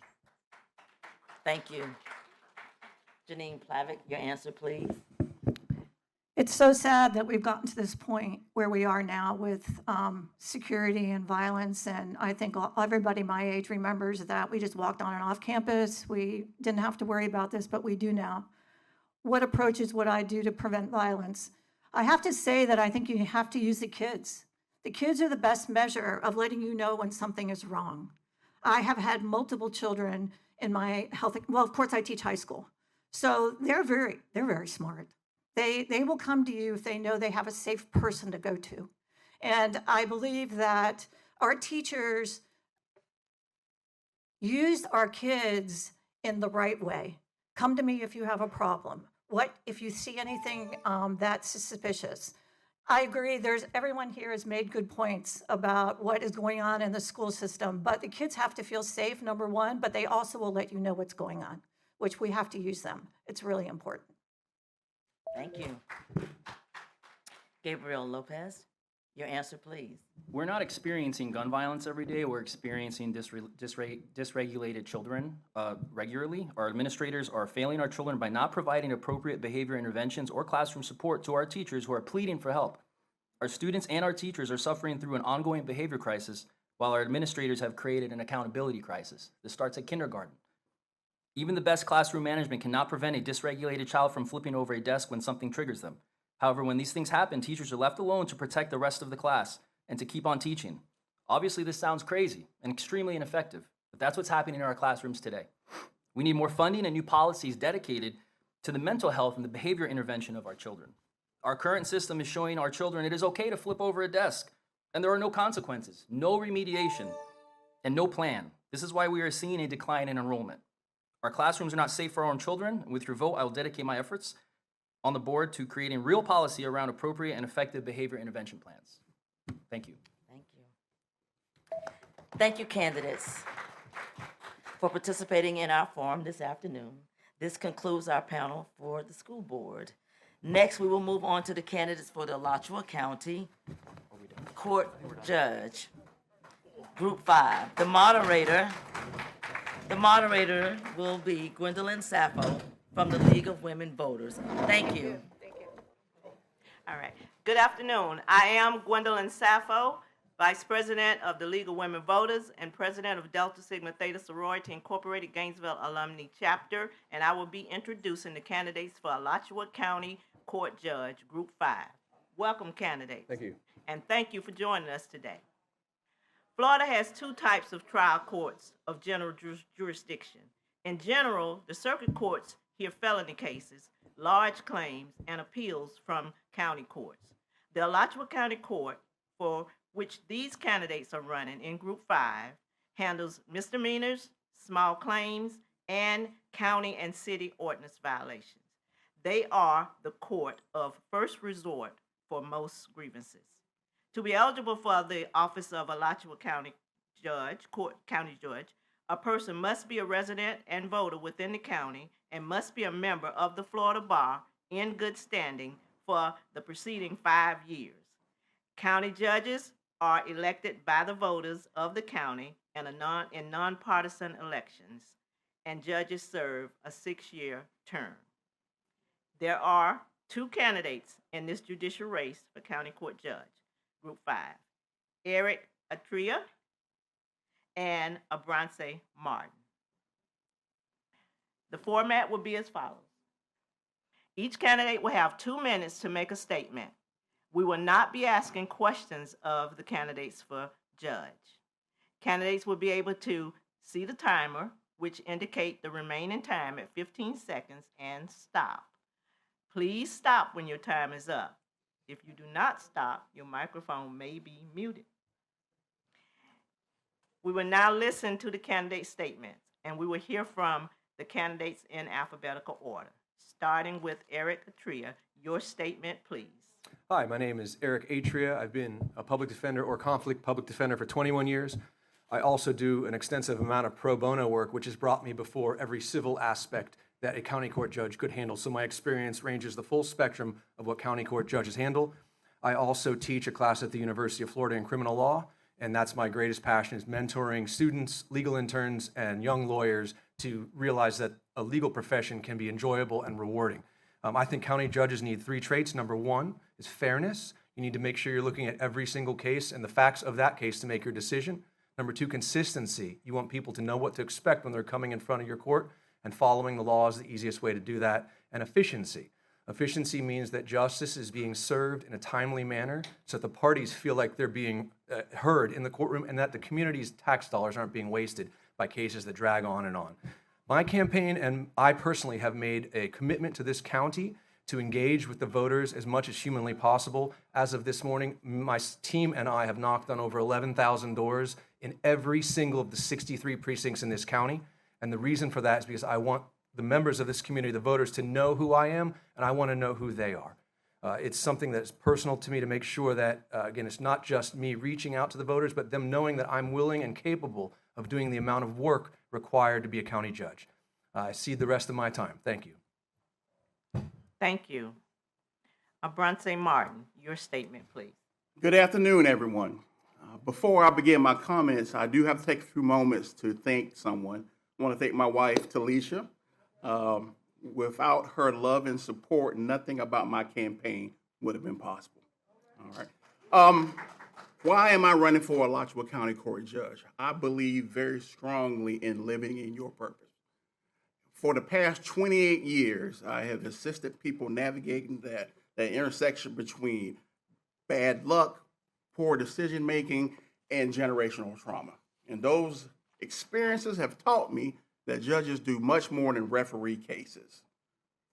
What it has shown me is that judges are charged with the responsibility of ensuring that the public trusts that the justice system will operate in a fair and impartial manner. Now, that doesn't happen accidentally. It has to be intentional. That judge has to demonstrate through consistency, transparency, and integrity of purpose that the justice system is going to be fair. Now, what do I mean by integrity of purpose?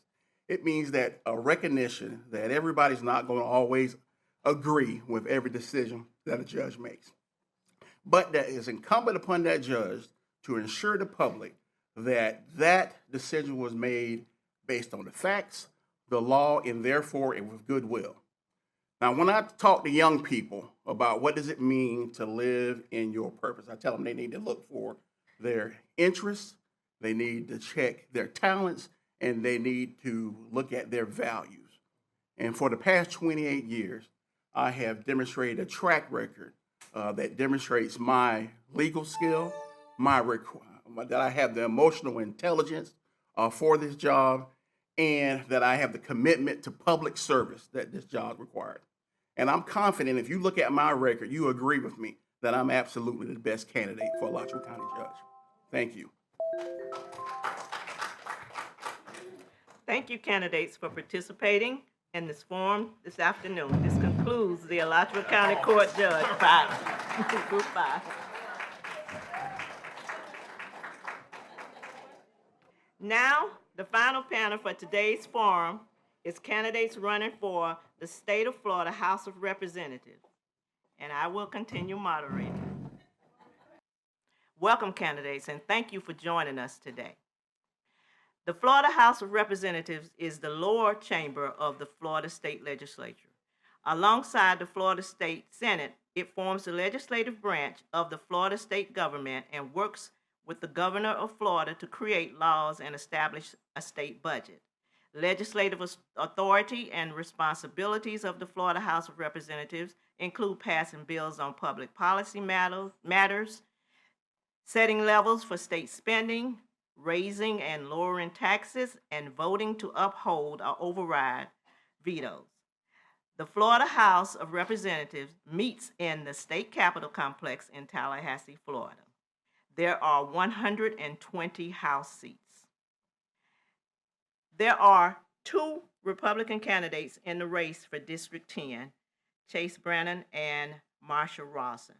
And this district covers North Central Florida, representing all of Baker County, Columbia, Hamilton, and Suwannee, as well as the northern part of Alachua County. These candidates could not be with us today, although they were invited to attend. There are 5 Democratic candidates in the race for District 21. Sylvain Dore, Anton Fields, Xavier Monroe, and Jacqueline Randall, representing parts of Alachua County and Marion County, and Malik Monroe. I'm sorry about that. Out of my paper. Each candidate will have 1 minute for their opening statement, and we will start in alphabetical order. Following the opening statements, I will read questions prepared by the League of Women Voters, and each candidate, again, will have 1 minute to answer. There will be 3 questions in total, and I will rotate the answers in which the candidates respond. Candidates, you will be able to see the timer, which will indicate the remaining time at 15 seconds, and stop. Please stop when your time is up. If you do not stop, your microphone may be muted. We will now begin with the candidate opening statements. Starting with Sylvain Dore, your opening statement, please. Good afternoon. I am Dr. Sylvain Dore. I'm running to be your state representative in District 21. First, I want to thank the League of Women Voters and the Bob Graham Center and for you to be here today. After 13 years, I retired from being a tenure professor and a doctor in neurocritical care medicine at UF and the VA. In terms of community service, I was elected by my peers at the College of Medicine, but also to represent the 5,500 faculty of the University of Florida. I was member of the Board of Trustees, and it should be mentioned that on the board, I was the only Democrat sitting, and all the members were Republican. So I was able to, working by a bipartisan effort, to deliver on police training, on daycare, on affordable housing, on safer road, etc. So based on my AAA rating, which account for affordability, accessibility, and accountability, my goal is to follow my heart, healthcare, education, heart, rigor in research, and yes, I believe in science, transportation, safety, and housing and environment. Thank you. I thank you for your support. Thank you very much. Next, we'll hear from Antoine Fields. Your statement, please. Thank you for having us. My name is Antoine Fields. I'm a progressive organizer, proud CWA union member, the former legislative aide to State Representative Dottie Joseph, and I'm now a senior manager at Common Cause, a national nonpartisan voting rights organization. If you are here today and you're someone that is upset or frustrated with the way things are going in the state, in this country, or even within our party, I want you to know that you are not alone and that this campaign was born out of that frustration. I'm not running because I think that the Florida legislature is naturally built for bold change. I'm running because nothing will ever change unless we the people force it to. For too long, working class people have been told to wait their turns while insurance companies raise our rates, developers price people out of their neighborhoods, big polluters poison our environment, and lobbyists and corporations have too much power in Tallahassee. I'm the only candidate in this race that doesn't take money from corporate PACs or from lobbyists because it's time for radical change and something new and different. And so if you're ready for that, then I'd be honored to earn your support today. Thank you. Xavier Monroe, your statement, please. Thank you all for attending and for this forum. My name is Dr. Xavier Monroe, and I say that because the women in my life invested for me to get that doctorate, going from Rawlings, Bishop, Eastside IB, to the University of Florida, the University of Michigan, and Stanford University, coming from East Gainesville at that. My family roots are from Williston in Levy County to Porters and Sugar Hill, where my grandparents were maids and cooks and cleaners on this campus during the time where their children couldn't come to this university. So it is important that we recognize that not everyone has a fair playing field, a level playing field in this community and in this region. And that's what this platform is about, saying, hey, healthcare, affordability, education, environmental stewardship, and smart growth. We can do better. We need to do better. And we need to make sure that everyone has an opportunity to achieve in this community. And we're going to do that because I'm going to become your state representative with your help, because we're all going to Tallahassee to do what is right for our communities, for our people, and for this region. And we can do better. We got to do better. Thank you. Thank you. Malik Moore, your statement, please. Well, good afternoon, everyone. My name is Malik Moore, and I'm really honored to be here. Thank you for this opportunity. I was born and raised in East Gainesville in a little neighborhood called Sugar Hill, and it's the type of community where if you see your neighbor struggling, you don't ask if it's your responsibility to help. You just jump in and do. You serve. That's what I was trained to do, to serve. After I got done at Santa Fe here, I went off to Tallahassee to continue my education, and while there, I worked my way up from an intern to a chief of staff in the Florida House of Representatives. So I know how to do this job on day one. I've helped write policy, I've helped pass policy and bring monumental change to this state, and I'm hoping to do it again for the community that raised me and poured into me, gave me a shot. This campaign is rooted in a single value, a lesson instilled in me by my grandmother that when you see your fellow man down, you lift them up. And that's what we're trying to do. Whether you are in the ruralest parts of this district, in the city, rich, poor, it doesn't matter. Everyone wants a government that fights for them, that meets their needs and is accessible to them. And I can do that on day one with your help. And so together we'll provide more for Florida and more for us. Thank you. Thank you. Jacqueline Randall, your statement, please. Well, it is absolutely an honor and pleasure to share this space with so many powerful women. I hate that for the guys. I love that for me today. I stepped forward in this race because it's truly an opportunity to go and duplicate what I've been able to do in the city of Hawthorne over the last 5 years. Tallahassee is full of problems, so who better to send than someone who has a track record and proven to be able to solve those problems. So I ask for your support on August 18th for me to be your next state legislator. Thank you. Thank you. Now we will ask you for your response to the questions we've prepared. You will have 1 minute for your answer to each question. Question 1. The Florida legislature has taken a variety of steps to limit what municipalities can do and on what they can spend their revenue. If you are elected, what steps will you take to ensure that municipalities can preserve home rule? For the first question, we'll start with Anton Fields. Your answer, please. Yeah, so I think as an elected official, we need to be passing legislation to further protect home rule and to also repeal a lot of the laws that have been passed recently to strip power away from local municipalities. Watching the takeover of GRU is a prime example of what happens when the legislature decides to attack local governments because they don't like what they are doing. I believe that we need to trust our local leaders to respond to the unique needs in their communities. And that's why, if elected, I 100% plan to introduce legislation, working with folks here on the ground to restore local control of GRU and to always be an advocate to protect home rule. Thank you. Thank you. Xavier Monroe, your answer, please. Thank you for this question. It's an important one. Sometimes it feels like we're living in an apartheid or a Jim Crow era, and we got to call that out for what it is. And what does that mean? Let's talk about day 2, day 1 swearing in. Day 2 is getting to work and building relationships with your colleagues and those that you may not agree with. It's about making friends of enemies, not necessarily with enemies. Yes, it is interesting that as Democrats, we are the party of home rule because 20 years ago, Republicans said they were that. But let's take that mantle and run. But you also got to have relationships. We're living in a super majority Republican state. If we want to get anything done, we're going to have to be practical. And I'm looking across the room, and I'm seeing individuals that I've been working with since I was at the age of 16 as the NAACP Youth Council President on the Library Board of Trustees, where we got things done in this community. We got libraries built. We had mobile health units at those libraries. We worked on education issues. That's the type of mentality we got to take to Tallahassee. Doesn't matter where you come from, matter where we're going together. And that's how you start to get things done in this community, particularly in the state, particularly home rule. Thank you. Malik Moore, your answer, please. So thank you for the question.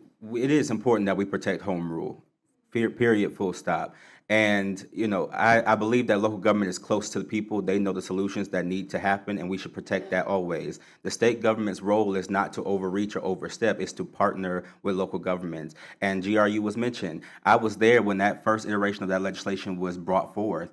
And what I can tell you is it is not going to be as simple as filing a piece of legislation because it is a local issue. It requires delegation. And right now, we cannot trust our delegation to do what is best for Gainesville. There is only one Democrat in our legislative delegation. So what we need to do is make relationships. I'm glad that I've worked in the legislature for over 6 years to have those relationships to be able to do that job. But it's more than that. It's about working across the aisle to ensure them that the issues that we have in Gainesville or even in District 21 are not unique to a Democratic city. They're not unique to a Democratic district. When they come for one of us, they're going to come for all of us. You may not be on the chopping block today, but you will be. And we have to make sure that that is understood and we protect home rule.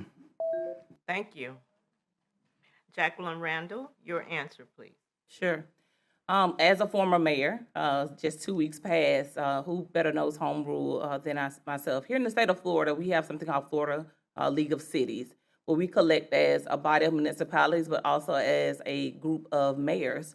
And I sat on the board of the Florida League of Mayors, where we discuss these things and understand that preserving this type of protection is quite necessary across this state. How we get there, how we do that, you keep those local municipal leaders engaged and get them at the forefront of the issue and coming in and battling with us in Tallahassee. Thank you. Sylvain Doré, your answer, please. Yes, I think it is crucial that we fight against those home rule who are imposed upon us.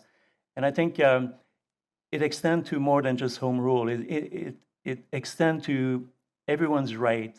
And I think that's becoming a concern. We've seen it with now GRU that they're taking over, and now with this budget that they're planning to go forward and the budget cuts, it's going to limit what we can do in terms of city, in terms of county. And what I am is I will fight for healthcare that women can trust.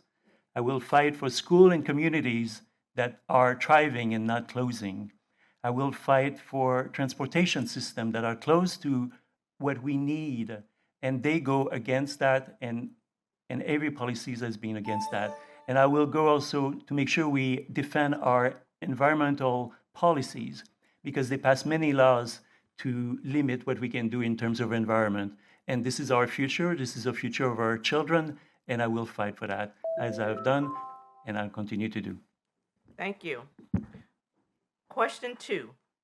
If property tax revenues are reduced for municipalities, what steps should the state take to ensure basic public services are provided to citizens?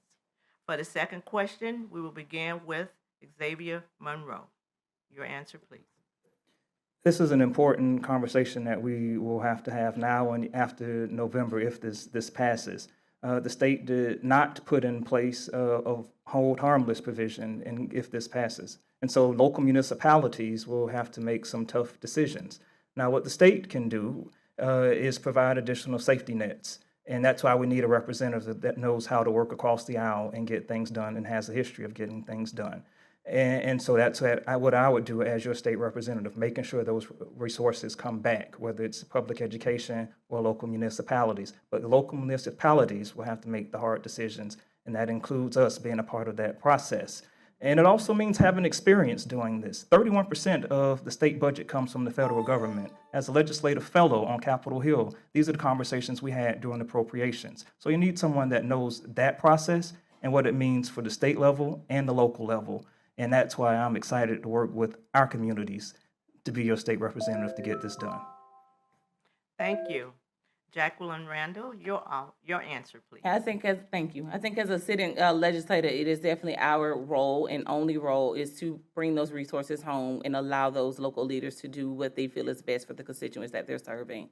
Being a legislator that's reaching down and telling us how to spend that funding, it goes back to the question that we just had. It doesn't defend home rule, it destroys home rule. And that's oftentimes of what we have seen. We get these promises on the forefront, but then we get to Tallahassee and the conversation shifts or changes along the way. So as a former mayor, I can assure you that that policy or that posture for me will not change. I will not shuffle on that conversation because I understand our only role is to create policy and also bring resources back home to this district. Thank you. Sylvain Dior, your answer, please. Yes, and I think this comes also where innovation and outside thinking can bring novel ideas. What I'm proposing is we'll have to make sure that we make them accountable for every dollars, because these are your tax dollars, and we have to make sure that we make them accountable and transparent, because we've seen so often that money has been taken from one allocation to another, and either for promotion of various amendments that were done in the past, and this has to stop. So we'll have to make them accountable. But I want to also, because we have to face a two-thirds majority, I want to work on the other side of the aisle, but also with you, such that we have bills that are no-brainer. They will not have a chance to say no to those bills. Those bills have to be strong, solid, and respond to what we need. And this would be a no-brainer. And going back to the bonds, I think we have to be creative here. And I think there's bonds that we can offer, the city or the county can offer, such that we can all pitch in because we believe in the community, such that we can contribute. It gives additional resources for the city and the county to develop further. Thank you. Thank you. Antoine Fields, your answer, please. Yeah, so I think we continue to talk about this issue as if it's guaranteed that it's going to pass. And I think one of the things that we can do is try to mobilize to ensure that this doesn't right now. One of the biggest barriers to bold change like universal health care, paid family leave, a living wage is how are we going to pay for it? We are now in a situation where we know that this is going to blow a hole in local budgets, but we're still moving forward with it. Now, Tallahassee has called nearly a half dozen special sessions over the last couple of years. And so what I think we need to be doing is pressuring lawmakers to go back to the drawing board to actually figure out a plan to be able to fund those basic services. We can't end up in a situation where local governments are having to beg a bunch of corrupt politicians up in Tallahassee to give them the funding that they need. I'm one of just 2 candidates that has actually worked in the state legislature that has been able to successfully pass appropriations requests. I understand that process, and on day one, I'm ready to go up there, work within the confines of what we're able to do in the legislature, and try to actually find a reasonable solution instead of just pushing forward with this nonsense. Thank you. Question 3. What? Hold on. Did I miss one? Yes, I'm ma'am. sorry. Malik Moore, your answer. I'm sorry. Your answer, please. Thank you. So I support direct relief to Floridians. We know that prices continue to rise and we need to provide relief. However, this is not the way to do it.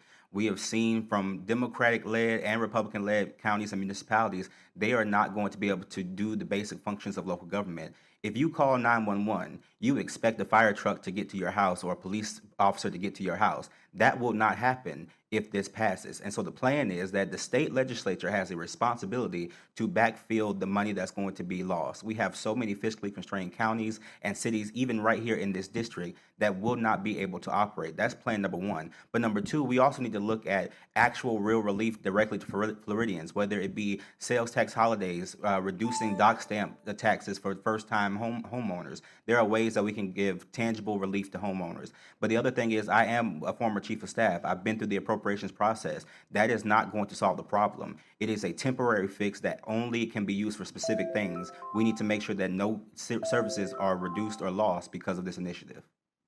Thank you. Now to question 3. What do you think are the 3 biggest issues of concern to citizens of your district? And we will start with Malik Moore. Your answer, please. Thank you. Thank you.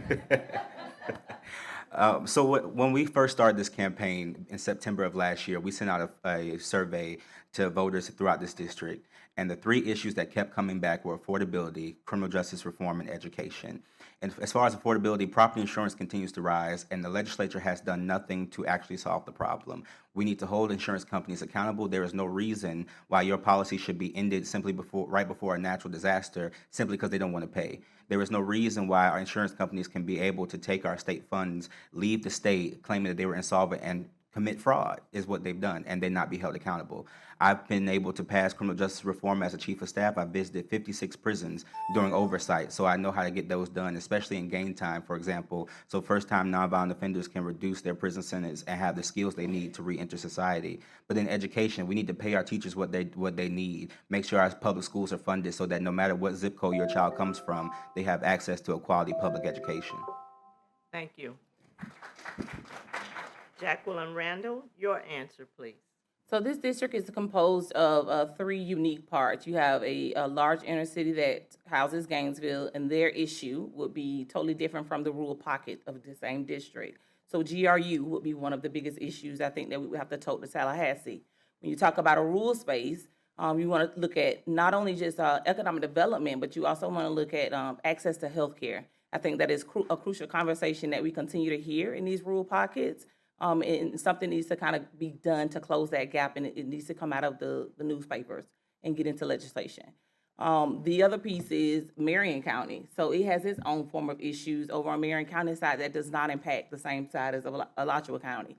So a legislator that understands that a cookie cutter system will not work for this role in this district, and we can say these narrations and sound good, but it's a different feel and fit throughout this district. And I understand that, and that's what I've been championing for the last 7 years over here at a school board or at a county commission, that Hawthorne is not the same as the inner city. Thank you. Sylvain Doré, your answer, please. Yes, I think the 3 issues are, I would say, affordable housing, and because that is important. Everyone needs a roof. There's so many homeless people, many people who are struggling to find a place to live, and I met elderly people who have to pay taxes, and then they have to have a roommate, and that doesn't work, and it's very difficult for them. And we cannot create this stress moving forward. We have to create a stability for them, and that is important. Insurance has been a nightmare. Many people self-insured, and I think that's very dangerous. And we have to make sure that that $1.4 billion that was spent as a bailout for the insurance doesn't happen again. The second is the access to healthcare. And I think this is important because healthcare is education is 67% of your tax dollars being spent. And I think that we have to make sure that we have the pipeline of nurses, of physicians, we have doula, we have specialists that are available when we need them. Finally, education. Why going against institutions that are going well? We have to make sure we support that. I'm proposing also daycare facilities such that we give the same help to every person, starting at the same level. Thank you, Mr. Dover. So they can benefit for the rest of their life. And I think that's important. That's a choice we have to make. Thank you, Mr. Dore. Antoine Fields, your answer, please. Yeah, absolutely. That is a great question. And for one, I just want to say that I'm proud that my campaign has knocked on more doors than any other campaign in this race. And so I've had hundreds of face-to-face conversations with voters. And so a lot of things I keep hearing over and over. One, costs. Everything keeps going up. Wages, everything but wages, right? Rent, groceries, gas, childcare, insurance, you name it, and wages aren't keeping up. So that's one of the number one issues. Number two, access to healthcare. Florida has one of the worst healthcare systems in the country, and also we are at the bottom in terms of access to care. I believe that healthcare is a human right, and you will hear me talk all the time about universal healthcare because that would actually save us money and make sure that everyone has access to healthcare no matter what they have in their pocket, because just expanding Medicaid, which most folks in our party only like to talk about, is not enough.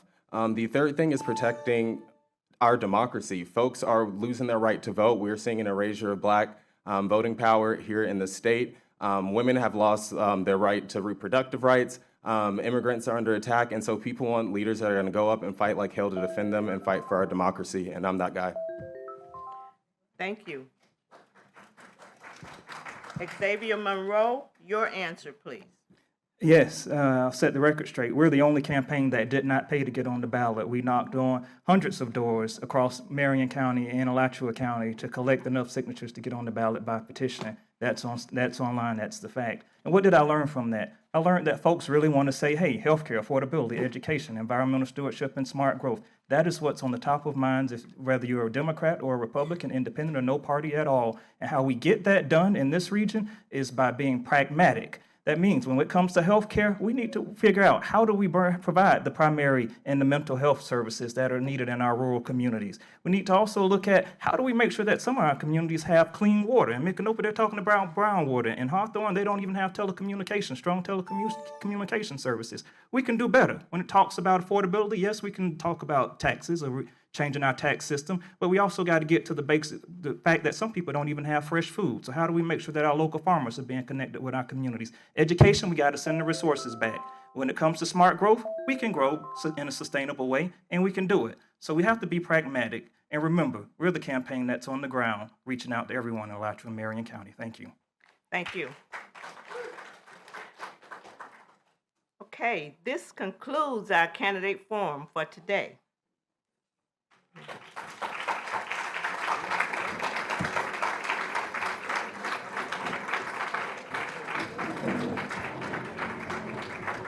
On behalf of all of our partnering organizations, the Bob Graham Center for Public Policy, the UF Hamilton School for Classical and Civic Education, the UF Office of Public Policy Events, Delta Sigma Theta Sorority Incorporated Gainesville Alumnae Chapter, Zeta Phi Beta Sorority Incorporated, Delta Sigma Zeta Chapter, and the League of Women Voters of Alachua County. We extend sincere appreciation to everyone who joined us this afternoon. We thank the members of the public for your engagement, the candidates for your willingness to participate and share your perspectives, and the many volunteers and staff whose efforts made the forum possible.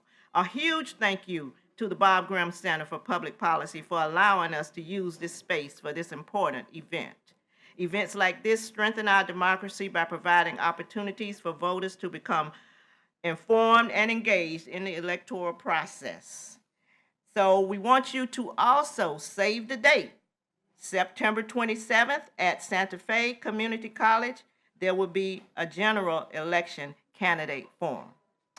And finally, refreshments are available, and we invite you to take this opportunity to visit the candidates at their table for further conversation and questions.